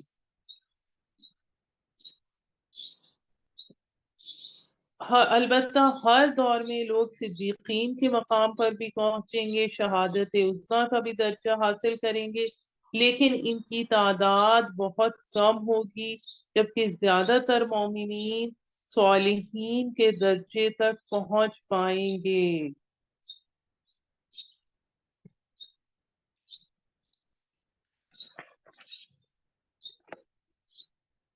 آیت نمبر 15، تختوں پر ہوں گے جواہر جڑے، ٹیک لگائے ہوئے ہوں گے ایک دوسرے کے روبرو، ارد گرد پھرتے ان کے نوعمر لڑکے سدا ایسے رہنے والے، یعنی کہ وہ نوعمر ہی رہیں گے، بڑے نہیں ہو جائیں گے کہ جیسے نوکر بڑے ہو جاتے ہیں تو پھر انہیں نکال دیتے ہیں، تو وہ اسی عمر کے رہیں گے۔ لیے ہوئے کوزے آفتابے اور جام صاف شفاف شراب کے، نہ تو درد سر لاحق ہوگا اور نہ وہ بدحواس ہوں گے، اور میوے جنہیں وہ پسند کریں گے اور پرندوں کا گوشت جن کی وہ خواہش کریں گے۔ اب یہ جو مقربین کے لیے پھر وہ حور کا لفظ آ رہا ہے، حوریں بڑی آنکھوں والیاں جیسے موتی چھپا کر رکھے ہوئے، یعنی موتی غلاف میں ہے، یہ بدلہ ہے اس کا جو وہ نیک عمل کرتے رہے، نہ سنیں گے وہاں کوئی لغو بات اور نہ گناہ کی مگر بولنا سلام سلام۔ اور ابھی اصحاب الیمین کا ذکر آ رہا ہے، اور داہنے ہاتھ والے کیا خوب ہیں، داہنے ہاتھ والے بیریوں میں بغیر کانٹوں کے، اور کیلے تہبت ہے اور سایہ لمبا اور پانی بہتا ہوا اور میوے بکثرت، نہ سلسلہ ٹوٹے گا اور نہ نعمتوں کو روکا جائے گا، مسندیں اونچی بچھی ہوئی، بے شک ہم نے پیدا کیا ان عورتوں کو اچھی اٹھان پر، پھر بنا دیا ہم نے انہیں کنواری، پیار دلانے والیاں ہم عمر، یہ سب کچھ داہنے ہاتھ والوں کے لیے ہے، بہت سارے پہلوں میں سے اور بہت سارے پچھلوں میں سے، اور بائیں ہاتھ والے کیا ہی برے ہیں، بائیں ہاتھ والے وہ ہوں گے لو میں اور کھولتے ہوئے پانی میں اور سائے میں سیاہ دھوئیں کے، یعنی دوزخ کی آگ سے جو کالا گرم دھواں نکلے گا، جس کے سائے میں کسی کو کوئی جسمانی یا روحانی آرام نہیں ملے گا، ذلیل ہو اور خوار ہو کر اس کی تپش میں جھلستے رہیں گے۔ آیت نمبر 44، جو نہ ٹھنڈا ہوگا اور نہ عزت بخش، بے شک وہ تھے اس سے پہلے دنیا میں خوشحال، اور وہ تھے اصرار کرتے گناہ عظیم پر، گناہ عظیم سے مراد یہاں شرک ہے، اور کہا کرتے تھے بھلا جب ہم مر گئے اور ہو گئے مٹی اور ہڈیاں تو کیا ہم پھر اٹھائے جائیں گے؟ کیا ہمارے آباء و اجداد بھی جو پہلے ہو گزرے، کہہ دیجئے بے شک پہلے اور پچھلے ضرور اکٹھے کیے جانے والے ہیں وقت پر ایک دن مقررہ، پھر بے شک تم اے گمراہ لوگو، قیامت کو جھٹلانے والے لوگو، البتہ کھانے والے ہو درخت سے تھوہر کے، پھر بھرنے والے ہو اس سے پیٹ، پھر پینے والے ہو اوپر سے کھولتا ہوا پانی، پھر پیو گے پینا سخت پیاسے اونٹ کا۔ اب یہ دیکھیے کہ سورہ رحمان سے الٹی ترتیب چل رہی ہے۔ یہ مہمانی ہوگی ان کی قیامت کے دن، ہم نے پیدا کیا تمہیں، پھر کیوں تصدیق نہیں کرتے، یعنی تمہیں اس بات کو کیوں نہیں مانتے کہ ہم دوبارہ پیدا کر سکتے ہیں؟ کیا تم نے غور کیا یہ جو پانی تم ٹپکاتے ہو، یعنی منی جو ٹپکاتے ہو پھر اس سے نطفہ علقہ اور مضغہ بنتا ہے، کیا تم پیدا کرنے والے ہو اس کو یا ہم ہیں پیدا کرنے والے؟ تو اس کا جواب کیا ہونا چاہیے؟ بل انت یا رب، ہم نے مقدر کر رکھی ہے تمہارے درمیان موت، یعنی دنیا کی زندگی اور آخرت کی زندگی کے بیچ میں موت ہے، اور جبکہ روح اور جان وہی ہوگی، اور نہیں ہے ہم عاجز اس پر کہ بدل دیں تمہاری طرح اور پیدا کر دیں تمہیں ایسی شکل میں جسے تم نہیں جانتے، اور البتہ جان چکے ہو تم پہلی پیدائش کو، پھر کیوں نہیں نصیحت پکڑتے؟ کیا تم نے غور کیا کہ جو بیج تم بوتے ہو، یعنی بظاہر بیج کو زمین میں تم ڈالتے ہو، لیکن زمین کے اندر اس کی پرورش کرنا، پھر اسے باہر نکال کر ایک کھیتی بنا دینا کس کا کام ہے؟ کیا تم اگاتے ہو اسے یا ہم ہیں اگانے والے؟ بل انت یا رب، اگر ہم چاہیں تو کر ڈالیں اسے چورا چورا، تو رہ جاؤ تم باتیں بناتے، البتہ ہم تو الٹے تاوان بھرنے والے ہو گئے، نہیں بلکہ ہم تو محروم رہ گئے۔ کیا تم نے نہیں دیکھا پانی جو تم پیتے ہو؟ کیا تم نے برسایا ہے اسے بادل سے، یا ہم ہیں بات برسانے والے اس کے؟ بل انت یا رب، اگر ہم چاہیں تو بنا ڈالیں اسے کھاری، پھر کیوں نہیں تم شکر ادا کرتے؟ بھلا دیکھا تم نے آگ کو جسے تم سلگاتے ہو، کیا تم نے پیدا کیا ہے اس کا درخت، یا ہم ہیں اسے پیدا کرنے والے؟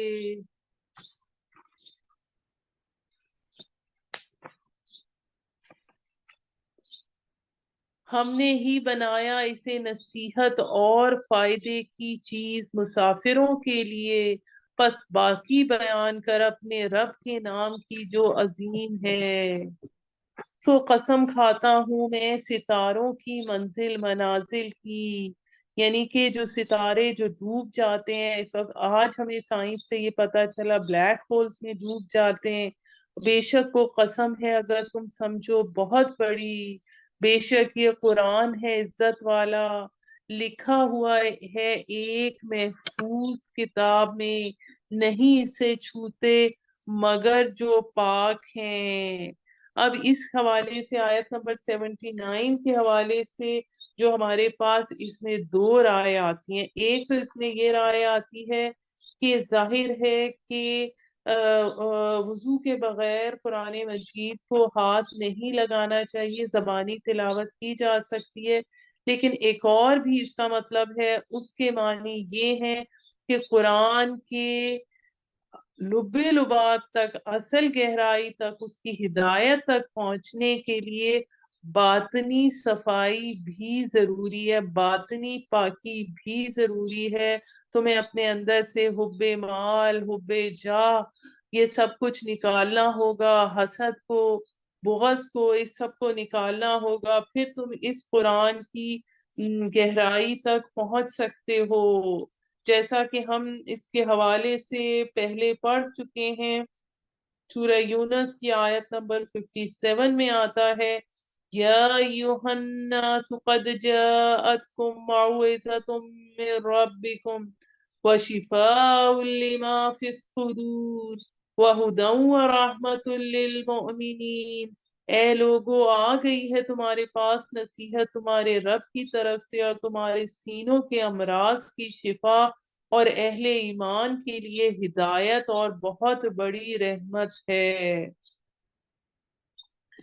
پھر اس کے بعد ہمارے پاس آیت نمبر 80 میں آ رہا ہے، اتارا گیا ہے تمام جہانوں کے رب کی طرف سے، اور 81 میں پھر ایک پیئرسنگ کوسچن ہے، چپتا ہوا سوال ہے، افبہذا الحدیث انتم مدہنون، کیا اب کیا اس کلام کے ساتھ تم بے اعتنائی برتتے ہو، اس کو سیکھنے کو تیار نہیں ہو، دنیاوی معاملات اور مفادات کو اللہ کی اس نعمت کے مقابلے میں ترجیح دے رہے ہو، اور رکھتے ہو اپنا حصہ یہ کہ تم اسے جھٹلاتے ہو۔ یعنی عملی تکذیب مراد یہ ہے کہ عملی طور پر اس پہ عمل نہیں کرتے۔ پھر کیوں نہیں جب پہنچ جائے گی جان حلق تک، یعنی عالم نظر ہوگا، اور تم اس وقت دیکھ رہے ہوتے ہو، اور ہم زیادہ قریب ہوتے ہیں اس کے تمہاری نسبت، لیکن تم نہیں دیکھ سکتے۔ اب یہاں پر یہ اس صورت کی اضافی شان ہے، اور یہ اس وقت کی بات کی گئی ہے کہ جب کوئی بھی عزیز قریبی جو ہے وہ اس کے نزا کا عالم ہوتا ہے، تو اللہ تعالیٰ اس کے حوالے سے فرما رہے ہیں کہ ہم زیادہ قریب ہوتے ہیں اس کے، جیسا کہ سورہ قاف میں ہم پڑھ چکے ہیں کی آیت نمبر 16 میں، وَنَحْنُ أَقْرَبُ إِلَيْهِ مِنْ حَبْلِ الْوَرِيدِ، ہم تو انسان کے رگ جاں سے بھی زیادہ اس کے قریب ہوتے ہیں۔ پھر کی آیت نمبر 86، پھر کیوں نہیں اگر تم نہیں ہو کسی کے محکوم لوٹا لاتے اس روح کو اگر تم سچے ہو۔ پھر اگر وہ ہو مقرب لوگوں میں سے جس روح کو لے کے جا رہے ہیں تو راحت ہے اور روزی ہے اور نعمتوں بھرے باغات ہیں، اور اگر ہو داہنے ہاتھ میں سے تو سلام پہنچے تجھے داہنے ہاتھ والوں کی طرف سے، اور اگر ہو وہ جھٹلانے والوں میں سے جو گمراہ ہیں تو مہمانی ہے اس کے لیے کھولتے پانی کی اور ڈالا جانا جہنم میں، بے شک یہی بات یقیناً حق ہے، یعنی اس کو ہو کر رہنا ہے۔ سو پاکی بیان کر اپنے رب کے نام سے جو عظیم ہے۔ اس کی آخری آیت کے حوالے سے میں آپ کو بتاتی چلوں کہ جب یہ آیت نازل ہوئی تو حضور صلی اللہ علیہ وآلہ وسلم نے فرمایا اجعلوها فی رکوعکم، یعنی اس کو تم لوگ اپنے رکوع میں رکھ دو۔ چنانچہ حضور صلی اللہ علیہ وآلہ وسلم کے فرمان کے مطابق رکوع کی تسبیح سبحان ربی العظیم اس آیت سے اخذ کی گئی ہے۔ اب ہم شروع کرتے ہیں سورہ حدید، اور سورۃ الحدید کے حوالے سے میں آپ کو یہ بتاتی چلوں کہ یہ یہاں سے قرآن حکیم کی مکی مدنی صورتوں کے جو چھٹا گروپ ہے اس کی مدنی صورتوں کے سلسلے کا آغاز ہو رہا ہے، جو سورہ تحریم پر اختتام ہوگا۔ اس گروپ میں 10 مدنی صورتیں ہیں، لیکن اس کا حجم تو 1.25 پارے کے برابر ہے، لیکن تعداد کے اعتبار سے یہ پورے قرآن میں مدنی صورتوں کا سب سے بڑا گلدستہ ہے۔ پھر اس گروپ کی یہ جو مدنی صورتیں ان کی خصوصیت یہ ہے، ان میں سے 5 صورتوں کا آغاز سبح للہ یا یسبح للہ سے ہوتا ہے، یعنی اللہ کی تسبیح کا ذکر فعل ماضی میں اور فعل مضارع یا پھر فعل مضارع میں کیا گیا،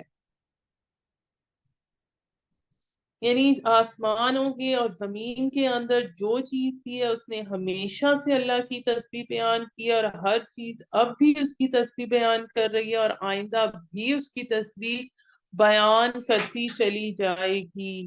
اس صورتوں کے آغاز کے حساب سے ان کا نام مسبحات رکھا گیا ہے۔ اور یہاں میں آپ کو یہ بھی بتاتی چلوں یہ سب صورتیں سوائے سورۃ تغابن کے حضور صلی اللہ علیہ وآلہ وسلم کے مدنی دور کے نصف آخر میں یعنی سن 5 ہجری کے بعد نازل ہوئی ہیں۔ اس میں ہمارے پاس سورہ حدید میں جو زیادہ ہمارے پاس خطاب ہے وہ منافقین میں سے بھی، روئے سخن منافقین کی طرف بھی ہے، لیکن مجموعی طور پہ اصل خطاب منافقین سے نہیں بلکہ ضعفاء سے ہے، یعنی ان کمزور مسلمانوں کو مخاطب کیا گیا ہے جو جذبے کے ساتھ ہر حالت میں اور ہر قیمت میں اللہ اور اس کے رسول کی اطاعت کے تقاضوں کو پورا نہیں کر پاتے۔ اس حوالے سے آج کے دور کے حوالے سے یہ صورت بہت یہ اہم ہے، کیونکہ ہم میں سے اکثر ایسے مسلمان ہیں کہ ہم مسلمان گھروں میں پیدا ہوئے ہیں، اس میں ہمارے ارادے اختیار انتخاب کا دخل نہیں ہے، اس لیے ہم اللہ رسول آخرت نماز روزہ تو بچپن سے سیکھ لیتے ہیں، لیکن ایمان حقیقی اور عمل کے اعتبار سے ہمارا دامن خالی رہتا ہے۔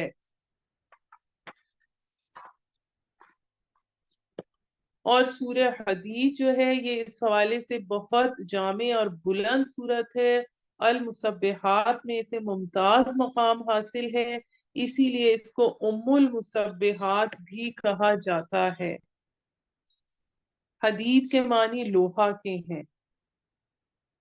بسم اللہ الرحمن الرحیم، پاکی بیان کرتا ہے اللہ کی جو کوئی ہے آسمانوں میں اور زمین میں، اور وہ ہے بڑا زبردست بڑی حکمت والا، یعنی اختیار مطلق اس کے ہاتھ میں ہے، لیکن ساتھ ساتھ وہ حکمت والا بھی ہے، بیلنس بھی رکھتا ہے، اسی کی ہے بادشاہت آسمانوں اور زمین کی، زندہ کرتا ہے اور موت دیتا ہے، اور وہی ہے ہر چیز پر قادر۔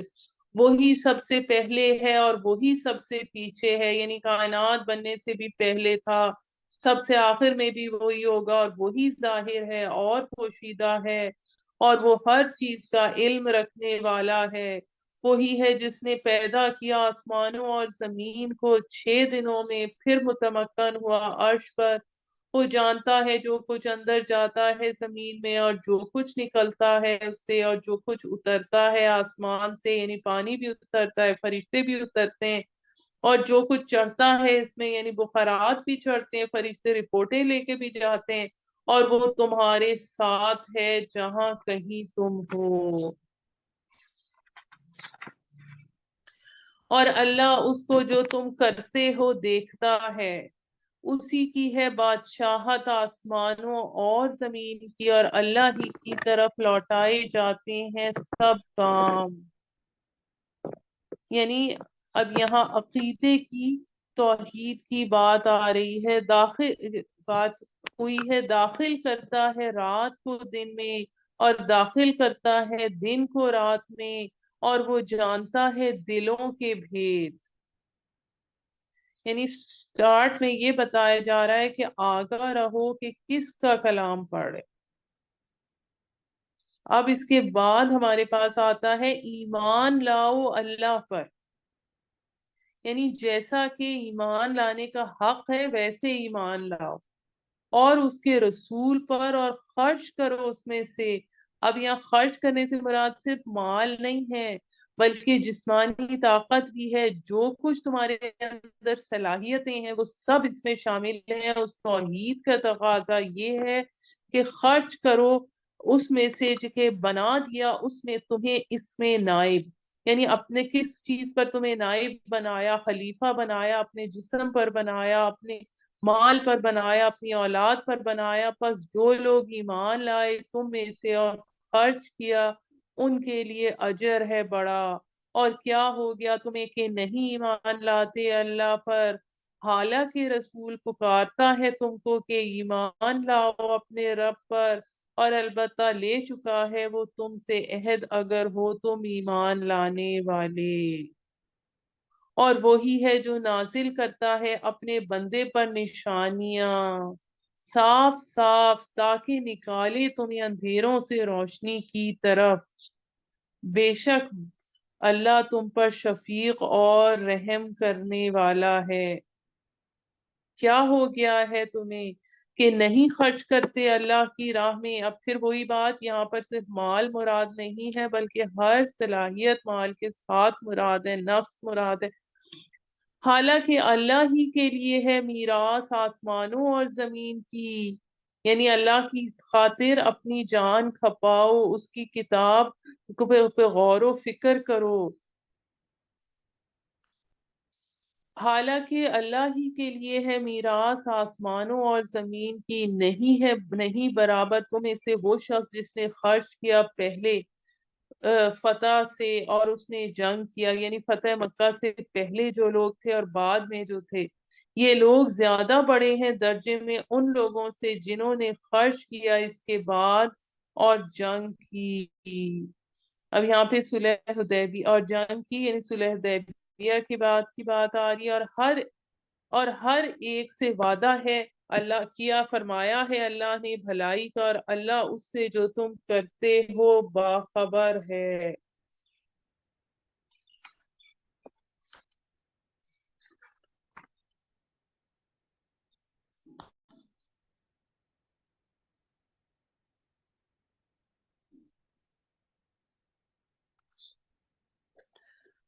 کون ہے جو قرض دے اللہ کو قرض اچھا، تاکہ وہ اسے کئی گنا کرے اور اس کو ملے اجر عزت کا۔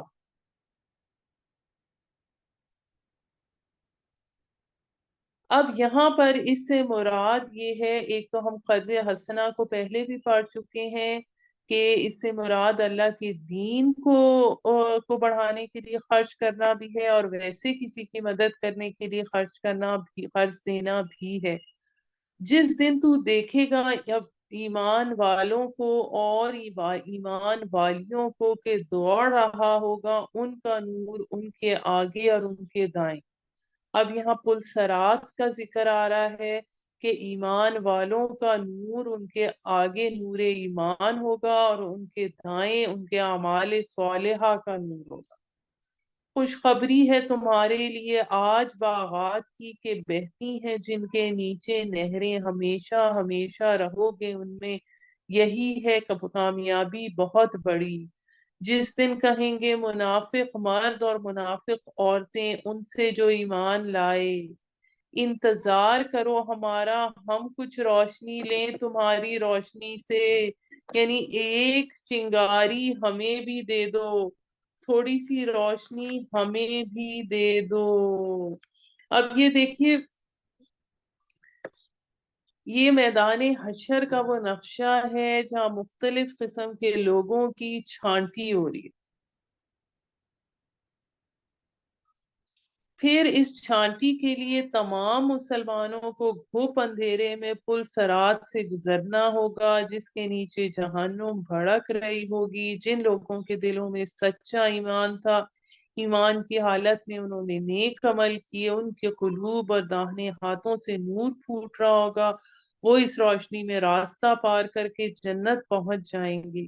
لیکن جو لوگ دنیا میں سچے ایمان سے محروم رہے، اعمال صالحہ کی پونجی بھی ان کے پاس نہیں ہوئی، وہ خواہ دنیا میں مسلمانوں ہی کے ساتھ شریک رہے ہوں، خواہ وہ مسلمانوں ہی کے لیڈر بھی بنے رہے ہوں، اس وقت وہ روشنی سے محروم کر دیے جائیں گے اور اس حالت میں وہ ٹھوکریں کھاتے ہوئے جہنم میں گرتے چلے جائیں گے۔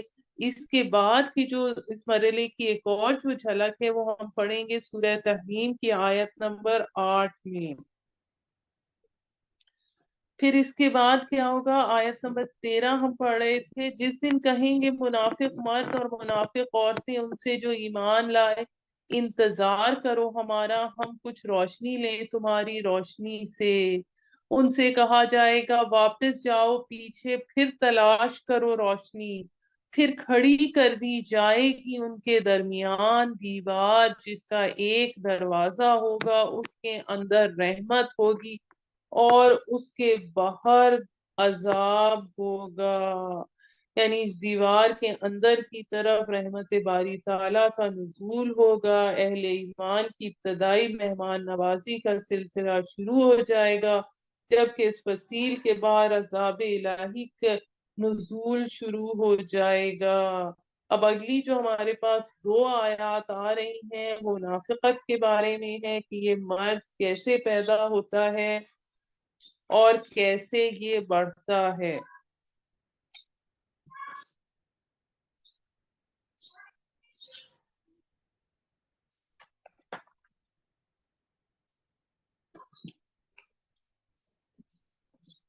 یہ ہمارے پاس آیت نمبر، تھوڑا سا ہم اسے آگے اور پہلے پڑھتے ہیں۔ پکاریں گے انہیں کیا نہ تھے تم ہمارے ساتھ، وہ جواب دیں گے ہاں لیکن تم نے فریب دیا اپنے آپ کو اور منتظر رہے اور شک میں پڑے۔ اب نفاق میں ہمارے پاس یہ چیز ہوتی ہے کہ شک میں پڑے اور دھوکے میں رکھا تمہیں آرزوؤں نے، حتیٰ کہ آ پہنچا اللہ کا حکم اور دھوکا دیا تمہیں اللہ کے بارے میں ایک دغا باز نے۔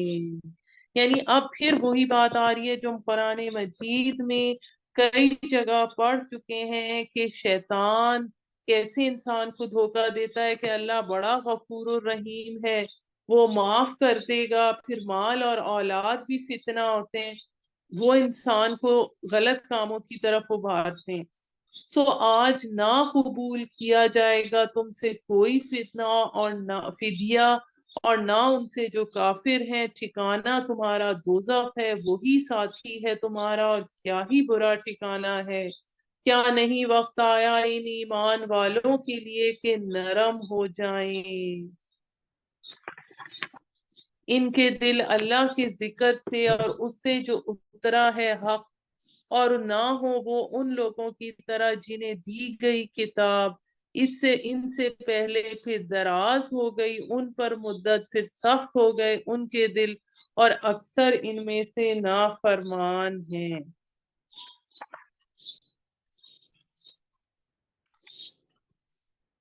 جان لو کہ اللہ ہی زندگی بخشتا ہے زمین کو بعد اس کے بنجر ہونے کے، یعنی اگر دل کی زمین ایمان کے اعتبار سے بنجر ہے، البتہ بیان کر دی ہم نے تمہارے لیے نشانیاں تاکہ تم سمجھو۔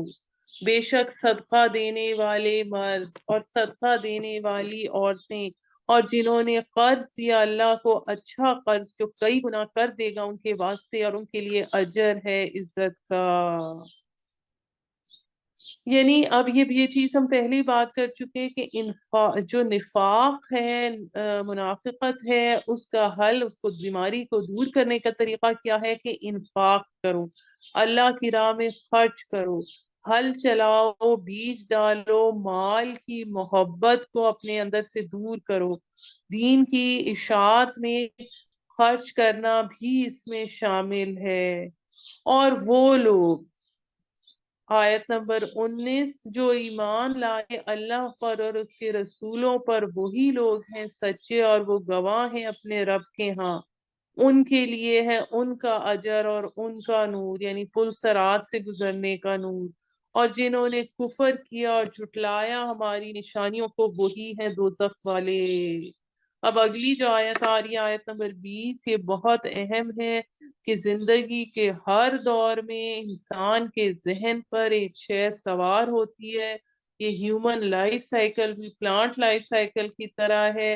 انسانی زندگی کے جو نفسیاتی مسائل ہیں اس حوالے سے یہ آتا ہے، جان لو کہ دنیاوی زندگی تو بس کھیل ہے اور تماشا، یعنی بچپن جب انسان کا ہوتا ہے تو اس میں بس کھیلتا رہتا ہے، اور تماشا اور ظاہری زیب و زینت، یعنی جب ٹین ایج انسان کی ہوتی ہے تو پھر اس کو تیار ہونے کا، بننے سنورنے کا بہت شوق ہوتا ہے، پھر جب عمر بڑھنے لگتی ہے تو پھر کیا ہوتا ہے، پھر اور فخر جتانا ایک دوسرے پر، یعنی عمر بڑھنے پر مال پر، نسل پر فخر، اور پھر عمر ڈھلنے پر کیا ہوتا ہے، اور زیادتی کی خواہش مال میں اور اولاد میں، یعنی یہ خواہش ختم نہیں ہو جاتی، یہ بڑھتی جاتی، جیسے بارش کے خشک کر دیتا ہے کہ کسانوں کو اس کا سبزہ، پھر زور پکڑتا ہے، پھر دیکھتا ہے اس کو زرد، پھر ہو جاتا ہے چورا چورا، اور آخرت میں عذاب ہے بڑا سخت، اور مغفرت اللہ کی جانب سے اور اس کی رضامندی، اور نہیں ہے زندگی دنیا کی مگر سامان دھوکے کا۔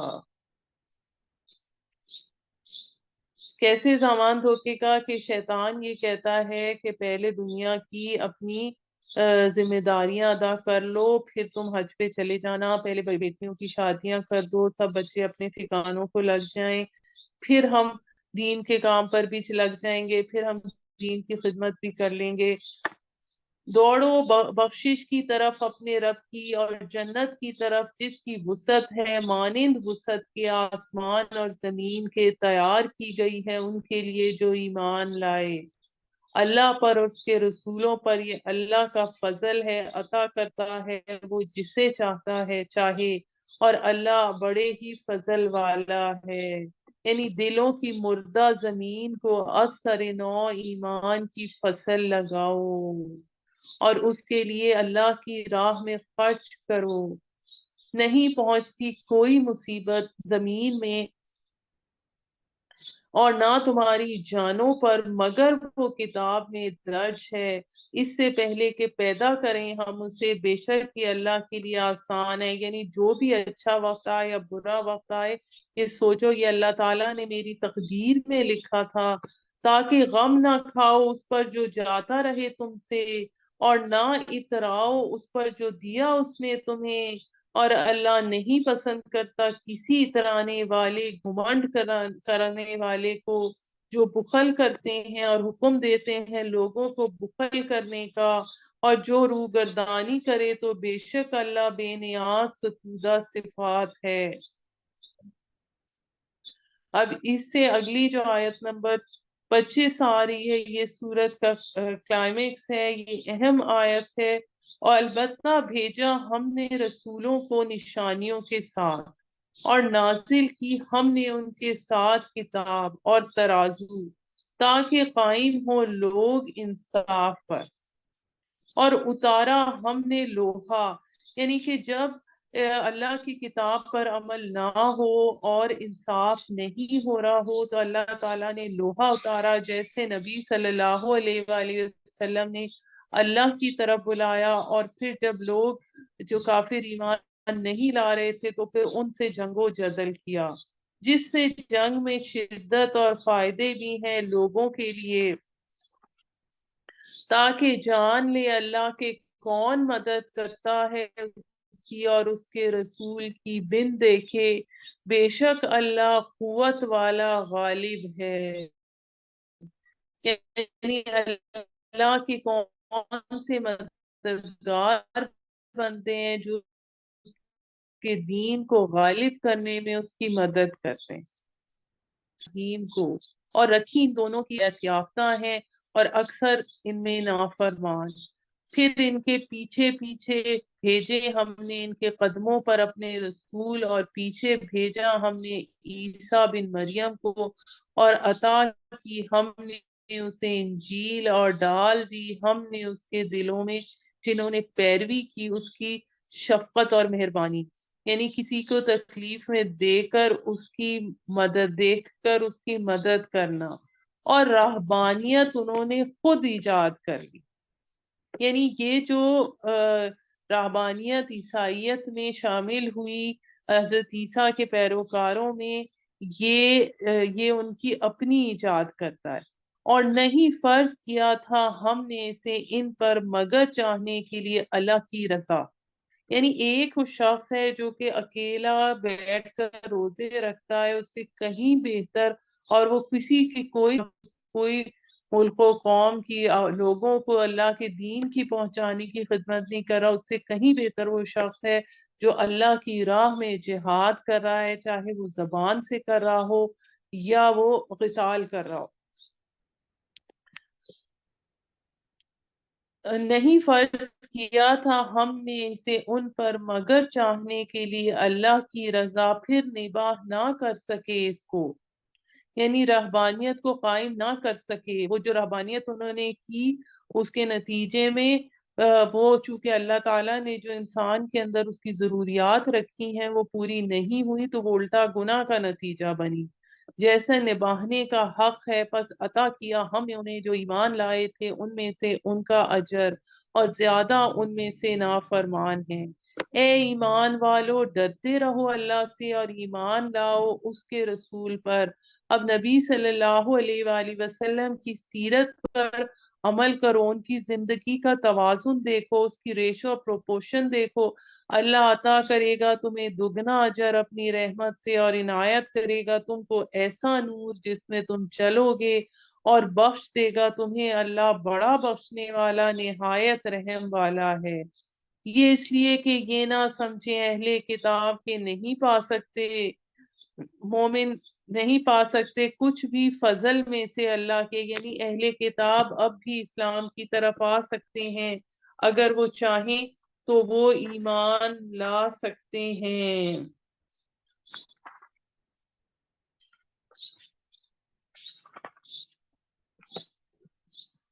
اور یہ کہ سارا فضل اللہ کے ہاتھ میں ہے، عطا کرتا ہے جس کو چاہے، اللہ بڑے فضل کا مالک ہے۔ یعنی کہ لیکن یہ بات یاد رکھو کہ پیغمبر کے راستے سے ہٹ کر راستہ اختیار کر کے کبھی منزل کو نہیں پہنچ سکتے، لیکن اہل کتاب بھی یاد رکھیں کہ توبہ کا راستہ اب بھی کھلا ہے، اور اللہ تعالیٰ نے فرمایا ہے کہ ان ھذا القرآن یہدی للتی ہی اقوم، یعنی یہ قرآن رہنمائی کرتا ہے اس راہ کی طرف جو سب سے سیدھی ہے۔ سبحان ربک رب العزت عما یصفون، والسلام علی المرسلین، والحمد للہ رب العالمین۔